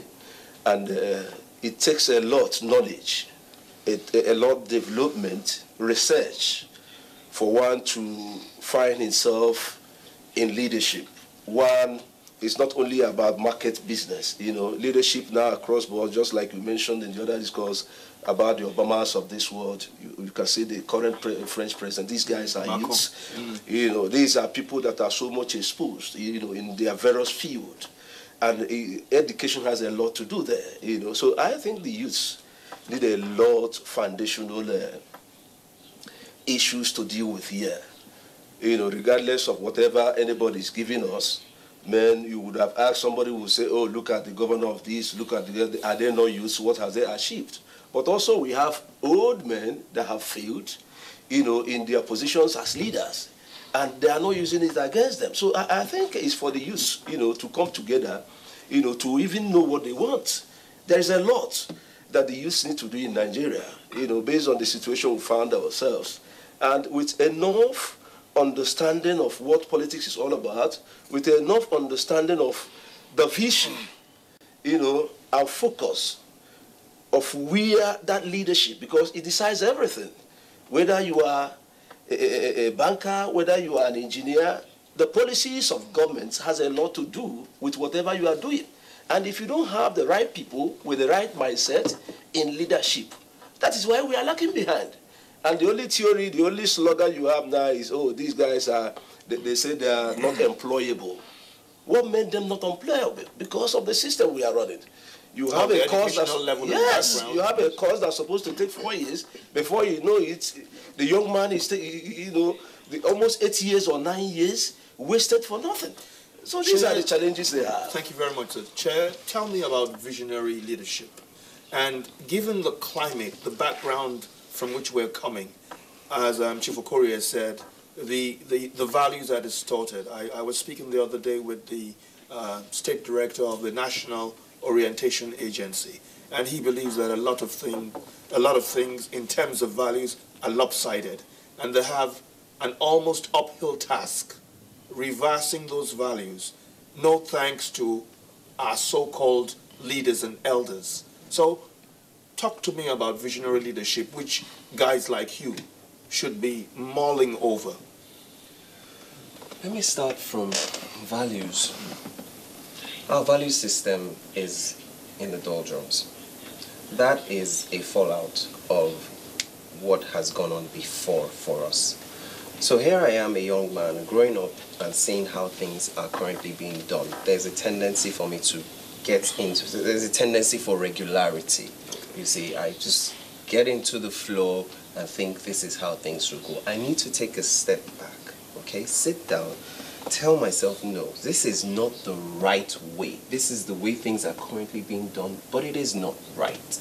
When I understand that it is not right, then I make a decision that I need what determines that judgment between right and wrong? It is going to start from the individual, and then it is going to spread, unfortunately. The National Orientation Agency can help, okay, but they're going to be coming up against themselves, as it were. The National Orientation Agency is an agency of government. You're going to see all the other agencies of government behaving in a certain way, and the National Orientation Agency is trying to teach you a certain way. There's going to be conflict. You see, the message may not sell as well as it should, so you have to come back to the individual. We all know that change is going to start from you. That's how change works. Okay, now when this consciousness begins to develop inside one person and then another person, you begin to find yourselves, okay? And then we have social media. The nature of our engagements now are such that like-minded people can easily, quickly find themselves and integrate their ideas, engage with each other, and then they can begin to push a narrative. They can begin to sell an opinion, okay? So this is how a vision will begin to develop. These people will be the core of what we will call visionary leaders. The next thing will be to take power. How do you take power? But what about the competition for leadership, even amongst that group of young people? And there I think the ego plays a very important part. The competition for leadership is an exchange of ideas. Even in evolution of human beings, the stronger human being will survive better than the weaker one. It's the same thing with ideas. The stronger ideas are going to come up top, okay? So when you have that clash of ideas, you're going to have... I'm sorry to interrupt the flow of your thoughts, Shaya, but our time is really not on our side, and I appreciate your time, gentlemen. This is all we can take for now. I'm sure we'll have more opportunities to explore these areas. Thank you very much for your time. Thank you for coming. Abuja, thank you very much. It's over to you. Thank you, Bayo, and I must say I enjoyed the line of thought of the young Nigerian there. That is clearly showing that there's a generational shift. If you have such line of thought, then Nigeria will really move forward. Thank you so much, Bayo. And back in Abuja, we are going to sustain discussion, and in the course of the discussion, we shall be going to the Collation Center and other centers in Abuja. But quickly, back here, let me start with Dr. Mukhtar Imam, because in a couple of minutes, he'll be leaving us. Your last words, I know you may still be back on set, but for now, what's your last words for Nigerians and the electoral process? Regardless of all the heat and negative thoughts and vibes that have been coming from different quarters, I want to tell Nigerians that we have tremendously made success as far as our advancement in our democratic journey is concerned. We're not where we were when this democratic processes started. We have been able to advance significantly. And so that positive vibe, that mindset is something that we must take with us. In the course of our democratic sojourn, there is likelihood of pitfalls or for pitfalls. There is no climb that is immune from or to that. We're going to have all of these things. But as we move forward, collectively, we will be able to advance the cause of ourselves and the country at large. Like I said in the beginning, we're all stakeholders in the Nigerian project. But away from that, having said that, it's quite imperative that I end on this note. Excuse me. In the words of Chairman Mao of China, he said that from a long-term perspective, first, did he say that in English? Did he say that in English? Yes, he did. All reactionaries are paper tigers. By the way, he studied extensively in George Washington's library, so he was quite sound in all. That all reactionaries are paper tigers, and that from a long-term point of view, the real power belongs to the ordinary people. Very well. So as we advance in our electioneering process, it is very imperative that Nigerians understand what powers they wield. We are the ones who elect these individuals to position of authority. They react to what we do. Our action is what gives them a sense of direction. So when you find that the leadership has some questionable issues or characters around it, it is reflective of what the people do. And so we must try as much as we can to pave a new path, to chart a new course. And by so doing, I hope that Nigeria will make it to that point where they call El Dorado. We will get there. Thank you very much, Dr. I am one of those unrepentant optimists of the Nigerian dream. I have that volcano of optimism. Like I would say most of that, change is permanent. Yes. Life in itself is a perfect, constant connections and disconnections. Of course. Right. It's either you're connecting to disconnect or you're disconnecting to connect. Of course. Bringing in new ideas, taking out the old ones, and taking out the old ideas and bringing the new ones. Well, thank you so much, Dr. Mukhtar Imam. Dr. Mukhtar Imam is of the Department of International Relations and Diplomacy University, or the base university. Well, Mukhtar, we hope to have Dr. Mukhtar Imam once more in our studio. And in just a moment, we'll be going to Jos, but we have some guests coming in very soon. But now, let's join Femi Okeo, who is already set to get us through some developments in Jos. Is on the plateau. Thank you, Musbao and Omini. The waiting game continues too in Jos as all Nigerians keep their fingers crossed. This is unlike what happened yesterday, when everyone was hoping and going to do it physically. Now we have to play the patience game, and one should say here on the plateau, everybody has resumed his normal business. Those who went to church did that. Those who slept at home rested from the hectic outing of yesterday. And the streets are back live. But then behind everybody's mind, if you can read people's mind, is to begin to see results trickling in. And our reporters too have gone out, and here are some of the reports that we have. Collation of results is ongoing at the 207 registration areas across Plateau State. Mary Domtor visited Jos North Collation Center and reports that the exercise is going on amid tight security. This is the Jos North Local Government Area Collation Center, where results are being collated for the National Assembly and presidential elections, which held yesterday. This is the electoral officer for Jos North Local Government Area, Mr. Godwin Edibo. Sir, which results are being collated here, and for how long have the results been here? We commenced the collation process at the local government yesterday from 3 p.m. So far, we have been able to collect 4 local registration areas. We have 3 now on standby that will make their presentations very soon. Okay, so how soon will the results be announced? We will announce the collation officers will announce the results upon completion of collation of all the results from the 14 registration areas. Is after that announcement of results will be made. Interestingly too, this center serves as a collation and returning center for the Jos North Bassa Federal Constituency, as well as the Jos North Senatorial District.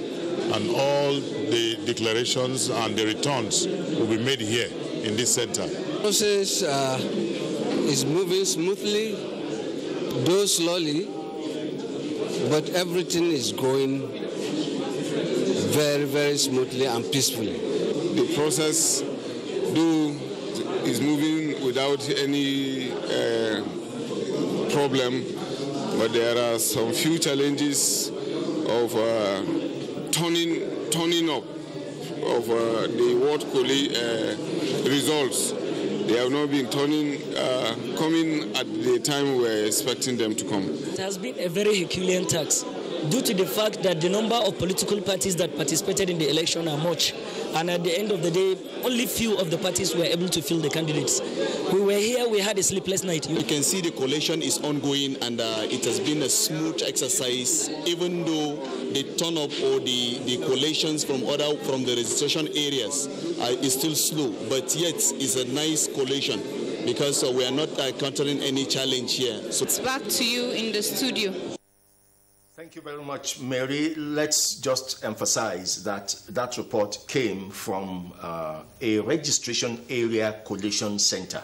Now, the INEC headquarters collation center is yet to be up, But information we're gathering from our studio tells us that any moment from now, the INEC headquarters collation center, where all the registration centers will eventually go into, will be up any moment from now. And indeed, the police commissioner in Plateau State and some security agencies did an inspection of the collation center venue and did some mop-up to ensure that everything is ready for that exercise.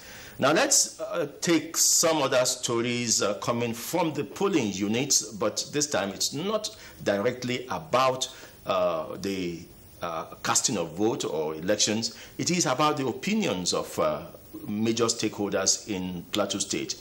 Now, as Nigeria continues to await the presidential and National Assembly election results held across the country, some opinion leaders in Plateau State have commended INEC for a good job and appealed to political parties and politicians to accept the outcome of the polls in the interest of Nigeria's democracy. Abdul Wahab Babankanti collated these views at the polling units across the state.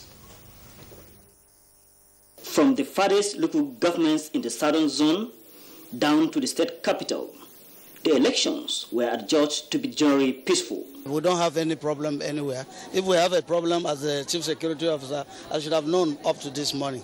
So everything is going very peaceful in Plateau State. Nigerians are hopeful and determined that they will choose the next set of leaders. It's been very, very peaceful and calm here.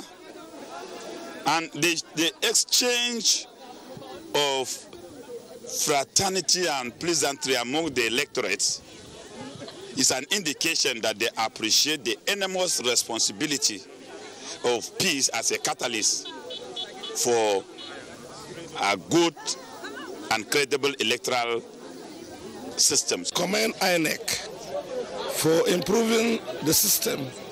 It is faster, less laborious, and easy to trace people's names and the rest of them. The card reader, which used to be a problem before, is now very, very effective and efficient. Elections in some few polling units, however, had to be rescheduled for today due to some irregularities encountered with elections materials. Collation of results is ongoing. In Jos, Abdul Hababankanti, NTA News.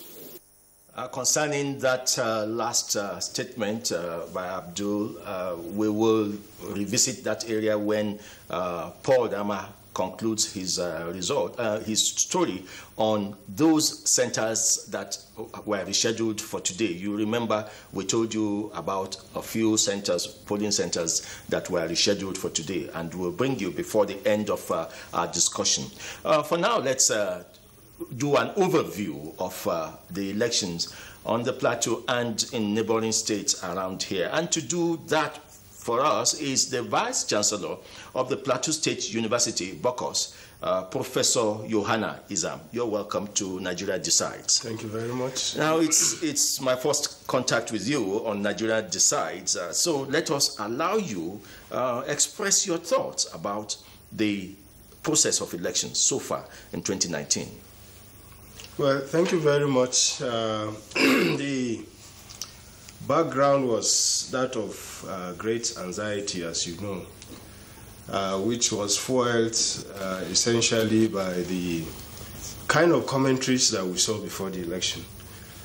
Again, you also had issues with the rescheduling of the elections by INEC. And one thought that by yesterday when the election took place, many of the polling units will be theaters of some kind of rancor, misunderstanding, tension, and so on and so forth.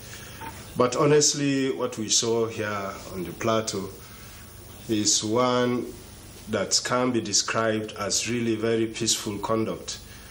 All the elements of transparency, as far as one can see, were on display at the polling units.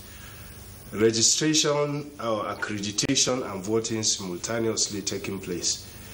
And of course, many people also saw that the system was fairly perfected to some level of extent, except of course for the issue of the late start in most of the polling units. The average time to start was 10, 11 a.m.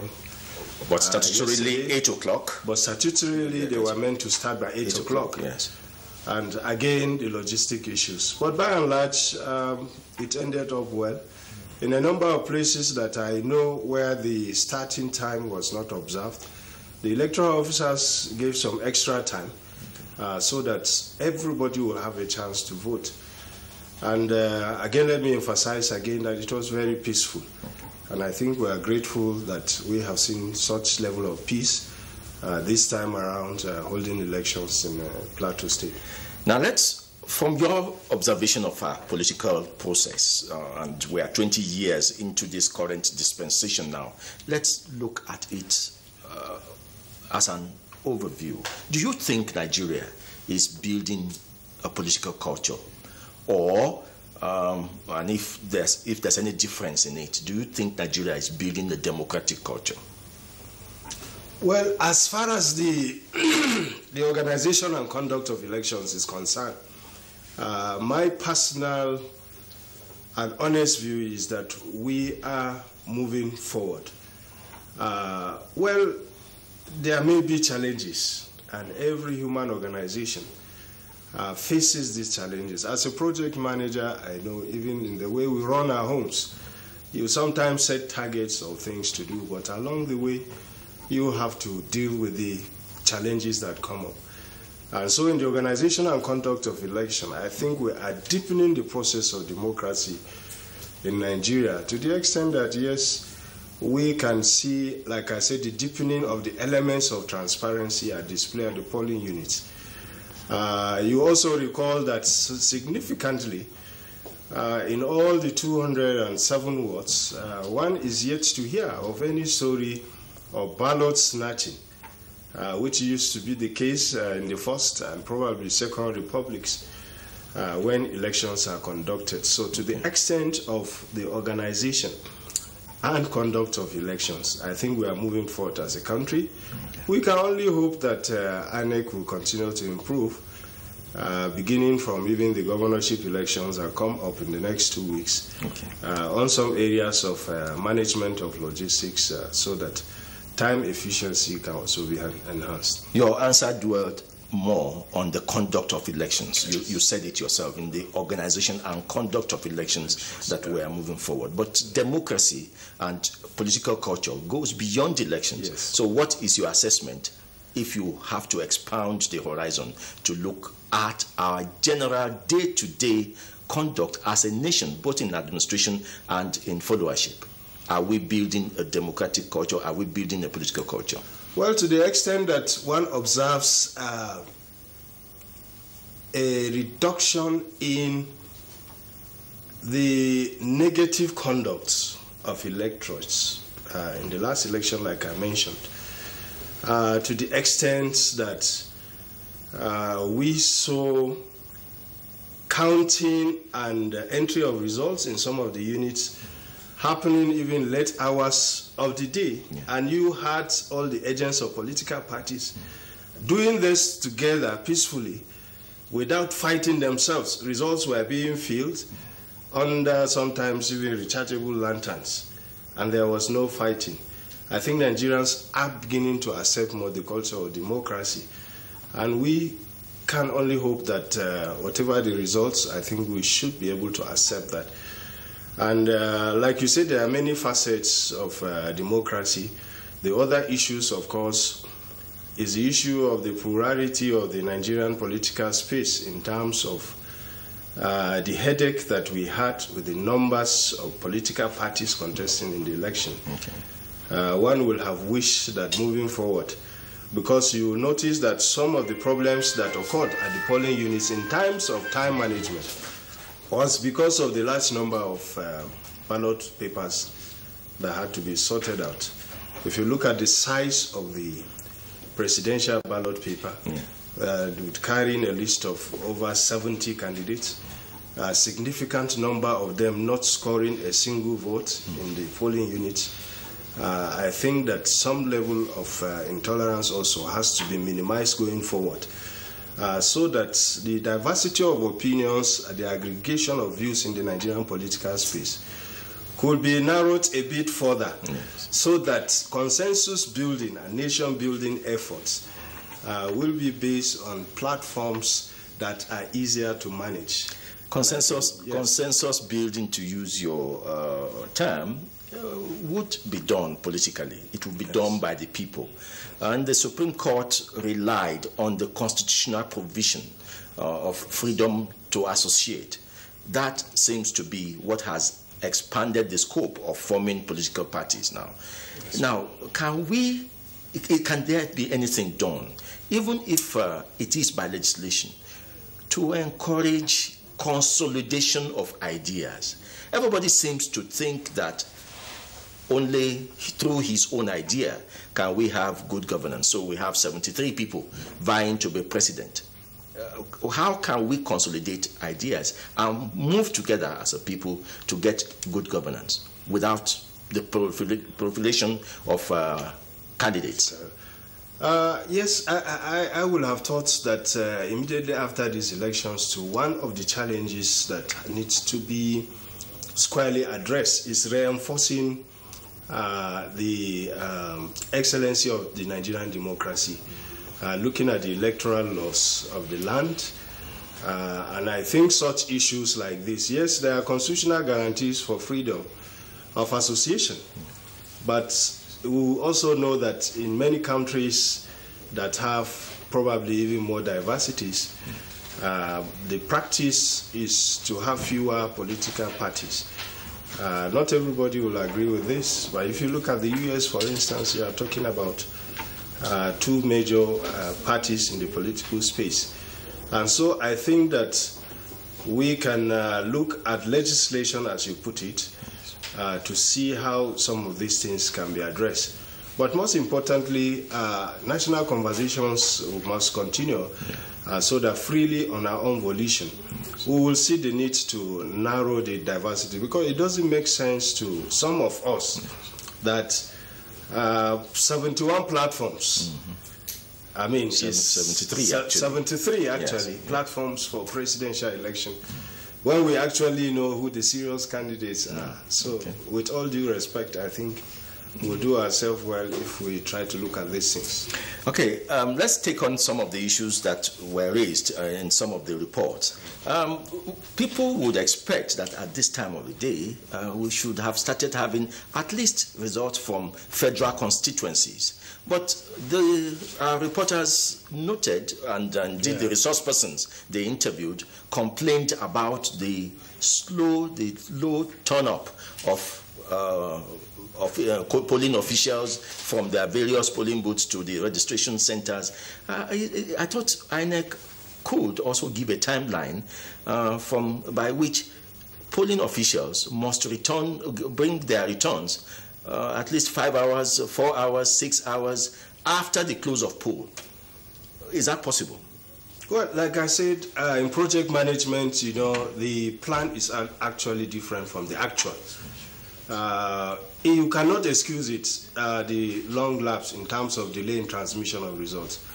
But you will be surprised that logistic issues come up. In one of the units close to where I voted yesterday, it was simply an issue of there was no vehicle to transport materials from the collection center to the polling unit.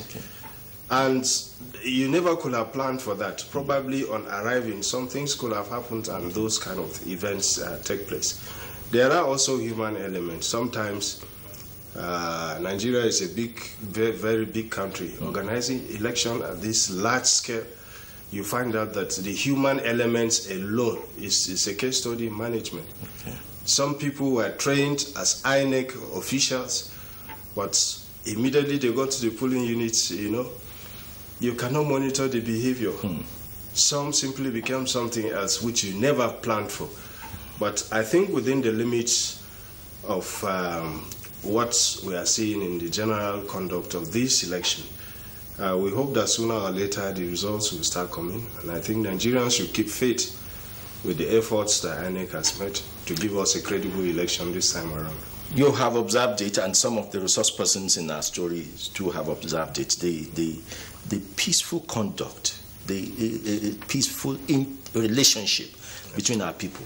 But then when results begin to come out, you find diversities again. You have people disagreeing, and yet 24 hours, the election, comparatively, relatively, no violence. The waiting time, no violence. Then results begin to come, and everybody that seems to be hopeful and waiting begins to rise up in arms. What may be causing that? It's like part of the political culture is that we are not ready to lose. Yeah. I think it's part of the restructuring that Nigeria actually requires in terms of what we see as the desperation of political actors. Okay. For whatever reason, I think that looking ahead, we must do something about how offices are created in the political space, in terms of what privileges and opportunities there are.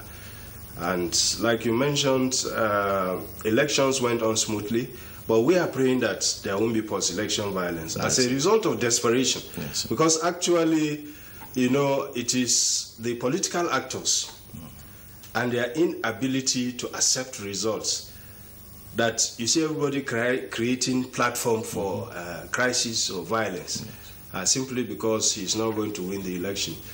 But one of the things that we keep on emphasizing is that so long as the credibility and the transparency of the process will be there on display, I think we will minimize those incidences. And we hope that this time around we will have less incidences of violence, because I believe the process has been sufficiently transparent and credible to give us the results that we need.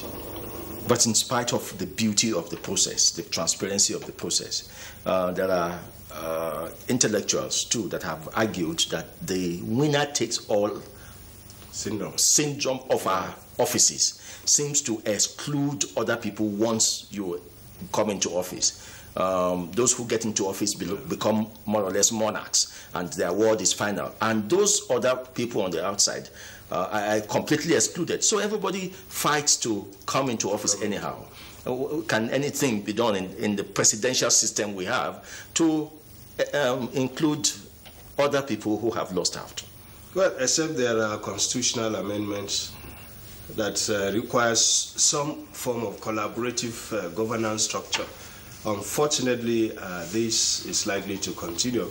Unfortunately, again, you could see even from the character of Nigerian politicians in terms of the cross-carpeting. One moment in this party, the next moment they are there, and they keep on swinging. And it's all part of the winner takes it all syndrome, because if it's a zero-sum game and people believe that they have no stake at it once they are losers, the level of desperation. Yes. And then also the privileges, like I say, attached to political positions or offices, we also have to look at that. So it's a lot of things going forward. I hope that we'll have the courage to look at the things we need to do through the Constitution, and then also through national conversations that can help us arrive at systems that are genuinely Nigerian, that address the yearnings and aspirations of Nigerian people. And addressing the yearnings and aspirations of Nigerian people is not an electioneering process alone. It is the involvement of everyone who has been part of the electioneering process in governance and monitoring governance and making contributions to governance, part of which Professor Johanna Izam, Vice Chancellor, Plateau State University, Bokos, has enumerated for us. And we join you there in Abuja to continue to wait. And as soon as results start to come in, you can trust the Nigeria Decides studio of the Nigerian Television Authority will be there to get you. But for now, we are keeping in line with the rules that INEC And only INEC has the authority to announce results at whatever level, whether the federal constituency or the Senate district, or indeed the presidential election. Thank you from the just end here, and I hand you back to Omini and Dan Wahab in Abuja. Thank you very much, Femi Okewo, right there in our JOS Network, Zonal Network Center. We appreciate your contributions, and we really enjoyed your discussion there with the Prof, who he told us to have faith in Nigeria, and we are moving forward, truly so we are. Now we have two guests joining us. As much as we had very noticeable lapses along the entire process, it's always very gratifying to hear from resource persons to say that the process, despite that, has been transparent and credible. Well, while we were in JOS, we had two new guests, although, of course, the president of Truth Be Told, Bola Bakare, is still with us. Once again, thanks for being here. Yeah, I'm glad. And we had joining us Esther Uzoma, Esquire, co-convener, Nigeria Civil Society Situation Room. My pleasure. And Peter Oyebola Oyeneye, fellow Nigerian Institute of Public Relations, NIPR, and CEO Advanced Management Academy, Abuja. He's also a public analyst and PR expert. Thanks for joining us. Thank you very much, Omini. Well, the conversation continues. Mr. Oyeneye, we're glad to have you join us. We understand your passion for the image of this country and, of course, oneness of the country. Now, let's look at the contribution of social media to this democracy we enjoy in Nigeria now, 20 years, and still counting since democracy returned since 1999. Now, let's take a look at social media. Ordinarily, what people would not have that opportunity to say, now we're having Nigerians, more contributions from Nigerians, having these windows to vent their opinion on social media. What do you make of that, the contribution of social media to Nigerian democracy? Okay, thank you very much, Wahab. Now, we have the good sides and we have the downsides as well. The good side is that over time, you will know that you cannot do some terrible things and get away with it. Very well. Somebody is somewhere filming what you're doing. Somebody is going to write. Somebody is going to say something. So it's good for us. So it's like checks and balances. But on the other side, we have when we use it for negative things. When we talk about fake news, when we discourage people, when we abuse people, when we talk about what we are not sure of. Like some people are releasing results now, and nobody's supposed to release any result, but people are compiling, they are doing their stuff. So it's the downside of it. But one thing that for every coin, you have the other side. So there's no way you have the good and you have the bad. But the most important thing is that it's good that the umpire, I keep saying, nobody can release any result. So whatever you are seeing there is just child's play. When the real results are coming, we will know. Very well, we're having this outburst on utterances on social media. Yeah. How would that affect Nigeria's image internationally? I must tell you I'm not happy about what I've read, what I've seen, the posts here and there, okay? Because whenever you have an election, there will be a winner, there will be a loser. And after that, we should come back. A lot of us, we talk about democracy. A lot of people like democracy. I also like it. But one area of democracy I see I have issue with is that after the election, okay, now you now have a group building, you have a group scattering. In this country, all we need now is all the groups building. Not one building, one scattering. The Vice Chancellor of Plateau State University just said something, okay? He said, see, we must, it's like the moment we win, okay, we take all. So the losers are now saying, I will not accept, let's scatter the thing so that the next time, no, it shouldn't be that way. Maybe we have to jettison that aspect of democracy. When we win, let's come together. How can we move our country together? We have a name to protect. We have a reputation. I know the social media, the way it is, it's global. If it were before, anything we did then, on NTA, on whatever, we'll see it in Lagos, in Abuja here. But now, everything, pen, a jot, US, UK, everywhere in the world. So we must be very, very careful. I want to challenge and I want to appeal to National Orientation Agency. Probably after the election, they have to school us in the art and social science of managing our image as a country. The Nigerian Institute of Public Relations along the line must also will dwell on this issue of National Orientation Agency, because value mindset reorientation is very, very, very crucial. Important. Now, but quickly, you know, we've been here, locked in here, though we have a space to know to ventilate what is happening outside. Esther Uzoma, what's the situation like from the situation room? Fantastic. Moving ahead, because we're already a day. Bayo in Lagos said we are the afternoon after the election. What's the situation like now? Thank you very much for having me. At the Nigerian Civil Society Situation Room, we've already issued a statement, when the elections were, ongoing. And we have observers across every polling unit in this country. We also have observers manning every collation center in this country. As such, we receive real-time information. Now, of course, we all know the clumsy start to the elections. We know the challenge of logistics. We also know deaths that were, that happened in certain states. And these are issues, that we are concerned with. Presently, the process of collation is still ongoing. We have not received any news that will make our hearts skip. I understand. That's very good to know. Yes, in some places, also in Abia State, elections are going on. The people who couldn't vote for one reason or the other.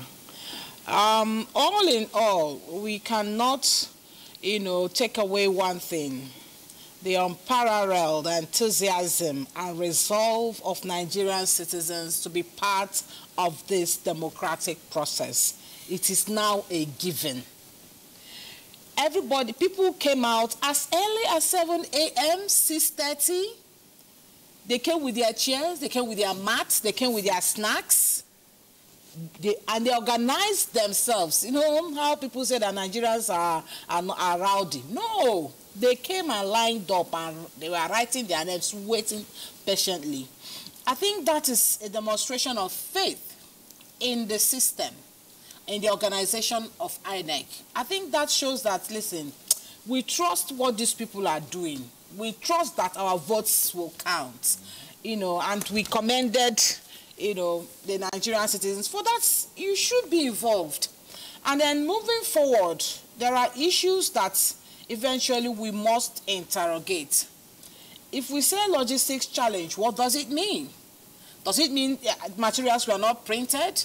Does it mean the printers, they were mismatched? Does it mean it was not delivered? Does it mean, what exactly does it mean? In that chain of events, these are issues that will be interrogated, hereafter. And then we also want to know, I think really we should start having the conversation of unbundling INEC. Okay, we'll get to that. In a matter of seconds, we're going to Port Harcourt, but we need to get the last words from Bola Bakare, because when we return from Port Harcourt, he would have exited from the studio. So, Bola, given all she has said, we heard from the VC of the Plateau State University, who talked about the fact that despite the lapses, the process has been transparent and credible. And Oyene has talked about the need for the National Orientation Agency after now to be rejigged, maybe to look at issues of working on the mindset, value orientation of Nigerians. That's right. And Esther has talked about the fact that despite all what they have heard in the Situation Room, there is nothing that will make the heart start beating right now. Everywhere is getting stable, despite all the tension. Your last words. My last word goes in tandem with what we've said earlier. This election we're having on hand, we should, for now, give INEC some kudos. Some good work is being done. The good work is in progress. We are not negating the fact that there are sons of the devil somewhere, but with God on our side, we will achieve. And I'm a very, very positive person. With the truth on our side, we have achieved. The little bits and pieces of glitches, and we need to manage that. Those are basic rules, basic part of human existence. But I can categorically tell you, the average Nigerian out there, INEC is good to go. We are going to have a good election. Work is in progress. So just sit back. Like they say on the streets, sit down, look, a good result is forthcoming.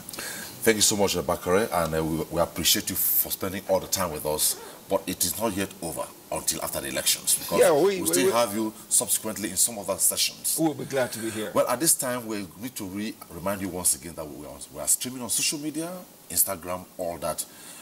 We assured you that the biggest television network in Africa, we're going to go around and give you second by second, minute by minute developments. Well, we just left Jos. We are now set to go to the Garden City, Port Harcourt, where I'm told Donald Voyager is standing by. Donald, what's the update? Is it also a perfect, despite the lapses, the process is on and the tensions are down?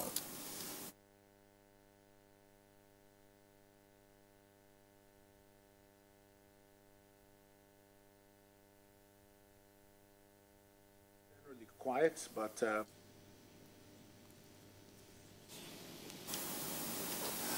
Well, it looks as though we are having all the challenges there from Port Harcourt. As soon as that is put through, we'll move on. But I think, let me sustain with Esther. Now, it's a build-up to collation, and everybody by now, I believe they are watching. When are they going to the ICC? Coming from there, what's the build-up like? Let me get back to that. All right. Again. Very expectant? Yes. The interest in the process. And, you know, that enthusiasm, you see, nothing validates an electoral process like the involvement of the citizens. Nothing validates it. In fact, it is the only scorecard, you know, for me that you will say, that we used to say, wow, this is fantastic. And so INEC opened up its doors. Say, listen, observers, you know, we are accredited, we come and see what we're doing. Even after that election was postponed, if you remember, he was not giving daily briefings. And it was not saying, this is what we are doing today, this is what we have done now, this is what we have done now. And as build up to the collation, citizens are, you know, accredited citizens are milling into the International Conference Center. The processes are open, okay? So, you know, and then remember, at the PUs, various results were released. You know, we called it the people's results. Those ones are pasted. People are coming with all that. So that eventually, at the level of the PU, the ward, the local government, listen, people are following it. And they are interested in it, and they will comment INEC or flag any miscalculation. But that will be after the results have been announced. No, what I'm saying is that people, people are interested. Okay. They are not coming to watch. It's active participation, you know, and that is interesting. So we see a commission that has taken, for instance, if they didn't open their doors, people won't know what is going on. Sure. I'm telling you. So people are interested. They are coming with the results that were released at the PUs, at the world level, at the local government. That is fantastic. So you will see Nigerians, they are the ones that will say, listen, this thing, you really lost it. No, Oga, you want this one. That's right. Yes, the whole idea of party agents is you follow the process. It is fantastic. Okay, yes. Thank you very much. I trust we're going to continue in that line, and we will see your record of turnout, voters turnout, and we'll compare with what we have on the screen. But for now, let's go to our Sokoto Zonal Network Center, where we have Dalhatu Abdullahi standing by to give us some update from that part of the country. Dalhatu, what's going on? What's the latest from that part? Well, good afternoon, Ms. Bahu, and welcome to the seat of the Caliphate on NTA Sokoto Network Center. We have in the studio to discuss issues surrounding the election processes that are going on. We have Dr. Malami Ali Ugandi, the chairman of the Nigerian Medical Association, National Committee on Intelligence and Surveillance. And we have a historian, Dr. Aisha Bawa of the Department of History, Usman Namfod University, Sokoto, supervisory presiding officer for the 2019 elections. But before we delve into the discussion, let us take this report from Kebbi State. 7 local governments of Kebbi State are to submit their results at the Zuru Local Government Collation Center. Nuratanko Wakili is live at the Collation Center for an update. Well, thank you, studio. I am now at the Zuru Local Government Office of the Independent National Electoral Commission, which is the collation center for the Kebbi South Senatorial Zone. 7 local governments of Yaouri, Zuru, Ingaski, Shanga, Fakai, Sakaba, and Nkosagu are expected to bring their results here for collation. And according to reports here, the exercise is going on normal without hitches. We have the officials of the Independent National Electoral Commission. We also have political party representatives, the security agencies, as well as the observers. And according to reports, security agencies confirmed that there was no report of any breach of law and order or violence across the senatorial zone. I have with me the Zulu Local Government Electoral Officer in person of Alhaji Abdul Rashid. How will you describe the exercise in Zulu Local Government so far? Assalamu alaikum. The exercise was generally successful.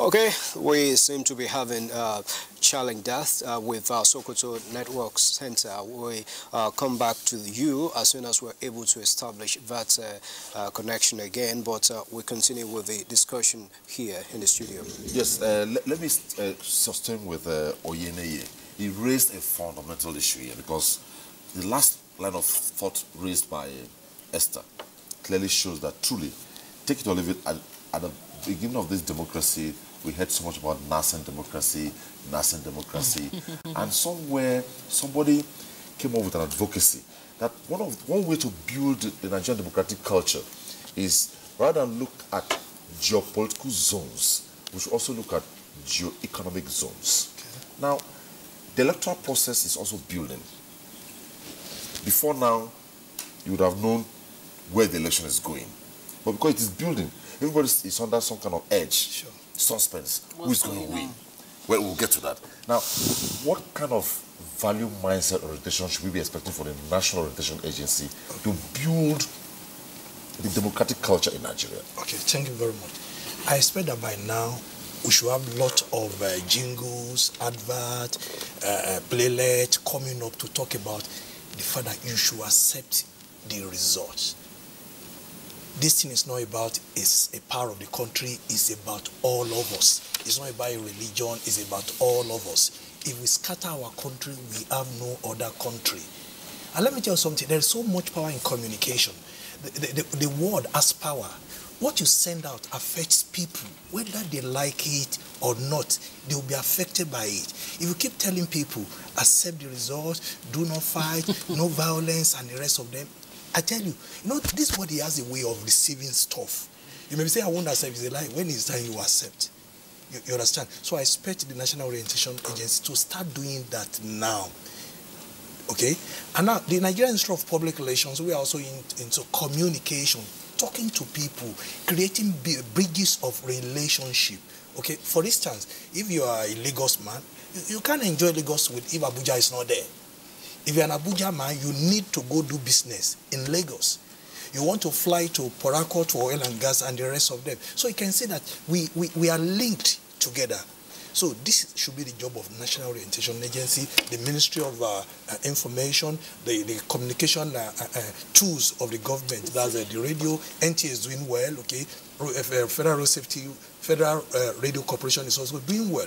Okay, we have to push our people. See, like I said the other time, that aspect of democracy that allows, I'm not saying there should not be opposition, but now, people don't do opposition the way they should do it. People just sit and say, how can we scatter this government?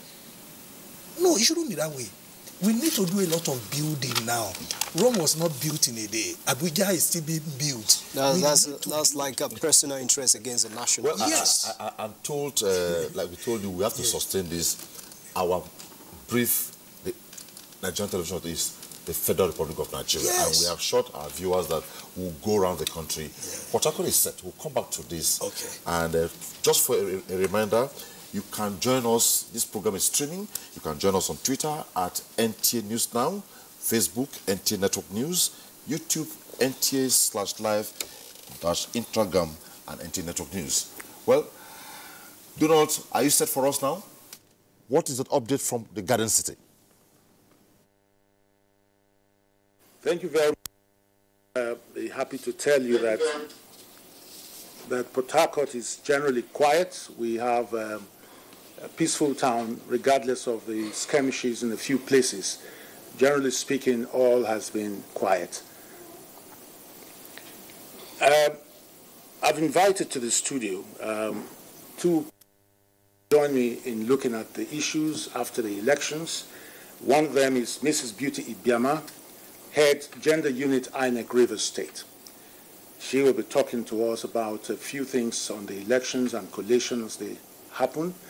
And we have Mr. Festus Oguche, a lawyer. He will also be talking about these things that have sprung up from Saturday's election. In the meantime, after the casting of ballots for the elections which held across the country, and we now have moved into the collation stage, with results being expected from the 23 local governments of Rivers and Bayelsa. This is a process that is ongoing. We will be bringing you updates from our correspondents as we receive them. INEC Rivers State Collation Center is set as officials, journalists, and other stakeholders are arriving at the venue for final collation. Diankume Ulolo, INEC office with an update. Diankume, what can you tell us? The Independent National Electoral Commission INEC River State Collation Center is set as INEC awaits some local government area to submit the result of presidential and National Assembly elections. Security agencies are on a peaceful atmosphere. Back to studio. INEC River State Collation Center. Sorry, I think I'm mixing up that one. The collation of results for the 2019 presidential and National Assembly elections in Emoho Council Secretariat of River State was marred with several hours of gun battle of scamper for their safety late last night. NTA crew who went for the collation exercise were trapped at the Council Secretariat while the ugly incident lasted. Kingsley Amajiri reports. Earlier, before the several hours of shooting between the invading political talks and the ensued, ad hoc staff who conducted the elections were submitting the results preparatory for the ward collation exercise. We've collated our results at the polling unit, so we're waiting for the collation officers to come out so we can hand over our result sheet to them. It's been difficult, honestly. Series of crisis. Most of the coppers running here inconclusive. But thank God nothing happened to them. But most of the wards, they concluded their elections. But for divine guidance, NTA crew would have been caught up in the ensuing gun battle while we stepped into the collation hall. It was as if we were in Syria given the gun battle. After several hours of waiting, where we are held down at the council secretariat, men of 6th Division, Nigerian Army came to our rescue and provided cover for our crew to escape. In Port Harcourt, Kingsley Amajiri. In the meantime, reports from Uyo, Akwa Ibom State says sorting and counting of ballots is ongoing.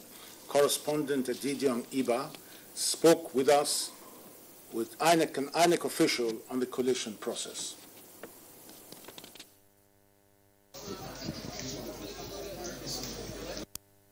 Unit 6 Ward 9 in the local government area. Obviously, voting has been concluded here, and what is happening now is the sorting and counting of the votes. I have with me the polling officer here. She's going to be talking to us about the conduct of this exercise. How has it been like in this?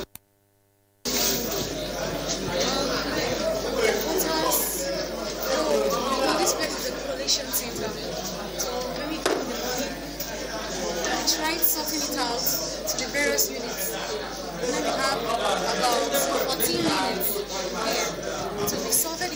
It actually took some time. We didn't start exactly by 8. Though we came before 6:30, but we did not start exactly by 8. Because we are sorting out the ballot papers, boxes, and all that to various units. So we did not start exactly. And generally, how is the conduct here? It has been well. Let's pray. Situation report at Ward 9, Unit 6 is over now to the studio. And back to Rivers, to Port Harcourt, on a more cheery note, Rivers State is blessed with human and material resources. It's also a tourist haven with beautiful sights. This documentary showcases the tourism potentials of Rivers State.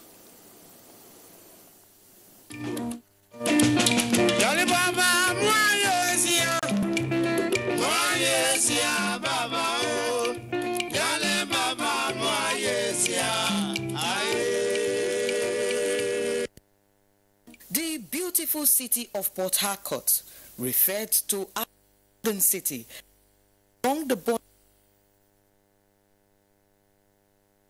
Niger Delta area of Nigeria, bounded by the Atlantic Ocean to the south.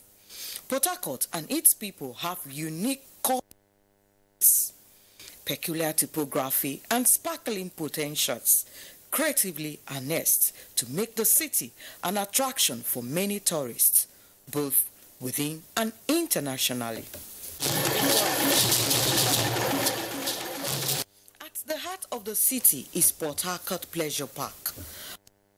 Wide variety of worthwhile activities to engage, especially families and friends.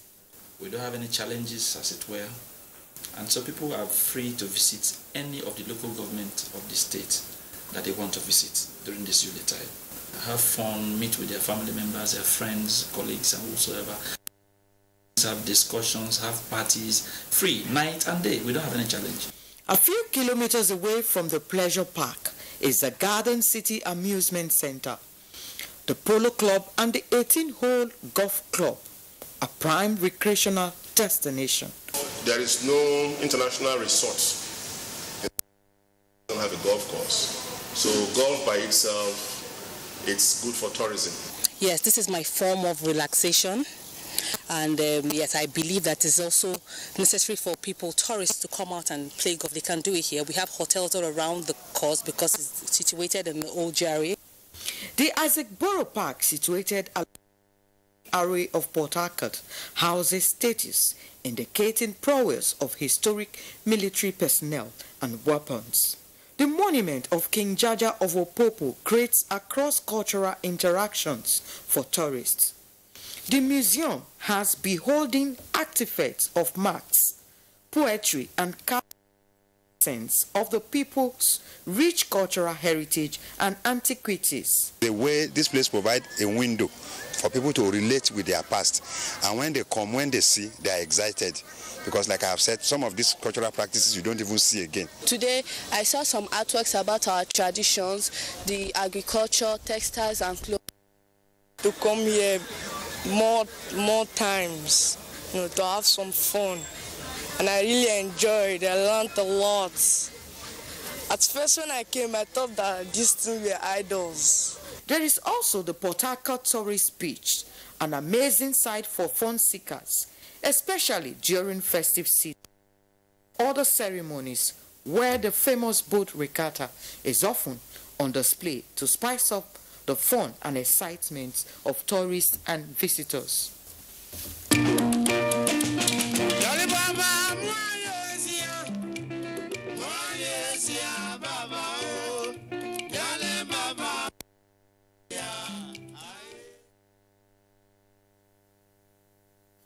Very great state, looking at the potentials that we have here, so it's quite worrisome to have all of this hoopla over elections. Now, back to the studio, we'd like to go to our guests. Mrs. Beauty from INEC, what will you be able to tell us as to the state of collation at this moment? In Rivers State, the state of collation is that At the different federal constituency level, collations have been expected at that level. At the senatorial district collation center, the collation officers are also there. Collation is on, it's in progress as we speak. So at the different federal constituency collation centers in the states, collation is right in progress now. Okay.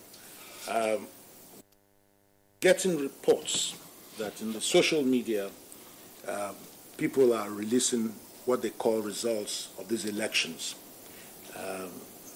I believe, and not a few people also believe, that INEC has a bounden duty to quickly alert people, even as it has said so several times. No result is a result unless those ones released by INEC. Are we on top of this? Yes, yes, the commission is on top of this. The final result is not yet announced or declared by the commission. Probably, maybe results being released could be that from polling units, because at this point in time, is being concluded at the polling unit. So results may emanate from such centers. But from the commission is yet to declare any results known to the public. We'll take advantage of a presence for very clear and definitive timelines for the rescheduling of elections in places where violence prevented elections from holding, because people are, at the end of the day, the beneficiaries of that effort to ensure that elections hold. We would hope that INEC is the convenience of people to come for those elections at the dates that they will be rescheduled, because up till this moment, that is nothing has been said about that, except that they are rescheduling the elections. Definitely, the commission is looking into that, because before that decision will be taken, the commission will have to stakeholders that this election is going to take place at their various local government area. So at the end of the meeting with the stakeholders, the commission will come up with a press release fixing a rescheduled date for such election. Okay, thank you, Madam. I'll come back to you. Mr. Oguche, yes. One of the things that we observed over time from the beginning of the democratic experience in 1999, there's been violence in places, but there's no evidence of how the authorities have dealt with those who perpetrate this violence, people who have been involved in it. We hear about ballot boxes being snatched. We don't hear about people being sanctioned. No evidence that government has been able to demonstrate with the treatment of some people as a deterrent. Where does that leave us, given the continuation of this trend? And that apparently explains why the trend is deadly. And also tells us that maybe there could be gaps in the laws, or maybe the inadequacies here and there, or that the people who should take appropriate action to ensure that people who commit electoral offenses are brought to book are not doing their job. But apparently what is important is that the unbundling of INEC has become an imperative, and that has been on the table for quite some time, and the authorities are not doing anything about it. The Justice Mohammed West Commission made such recommendations for the creation of an electoral offences commission. The recommendations of that commission did not go to the extent of maybe prescribing for offences beyond what is there in the Electoral Act, but it is also an imperative. So it is simply that the people who get involved always find their way out of it, get exculpated out of it, because they are playing the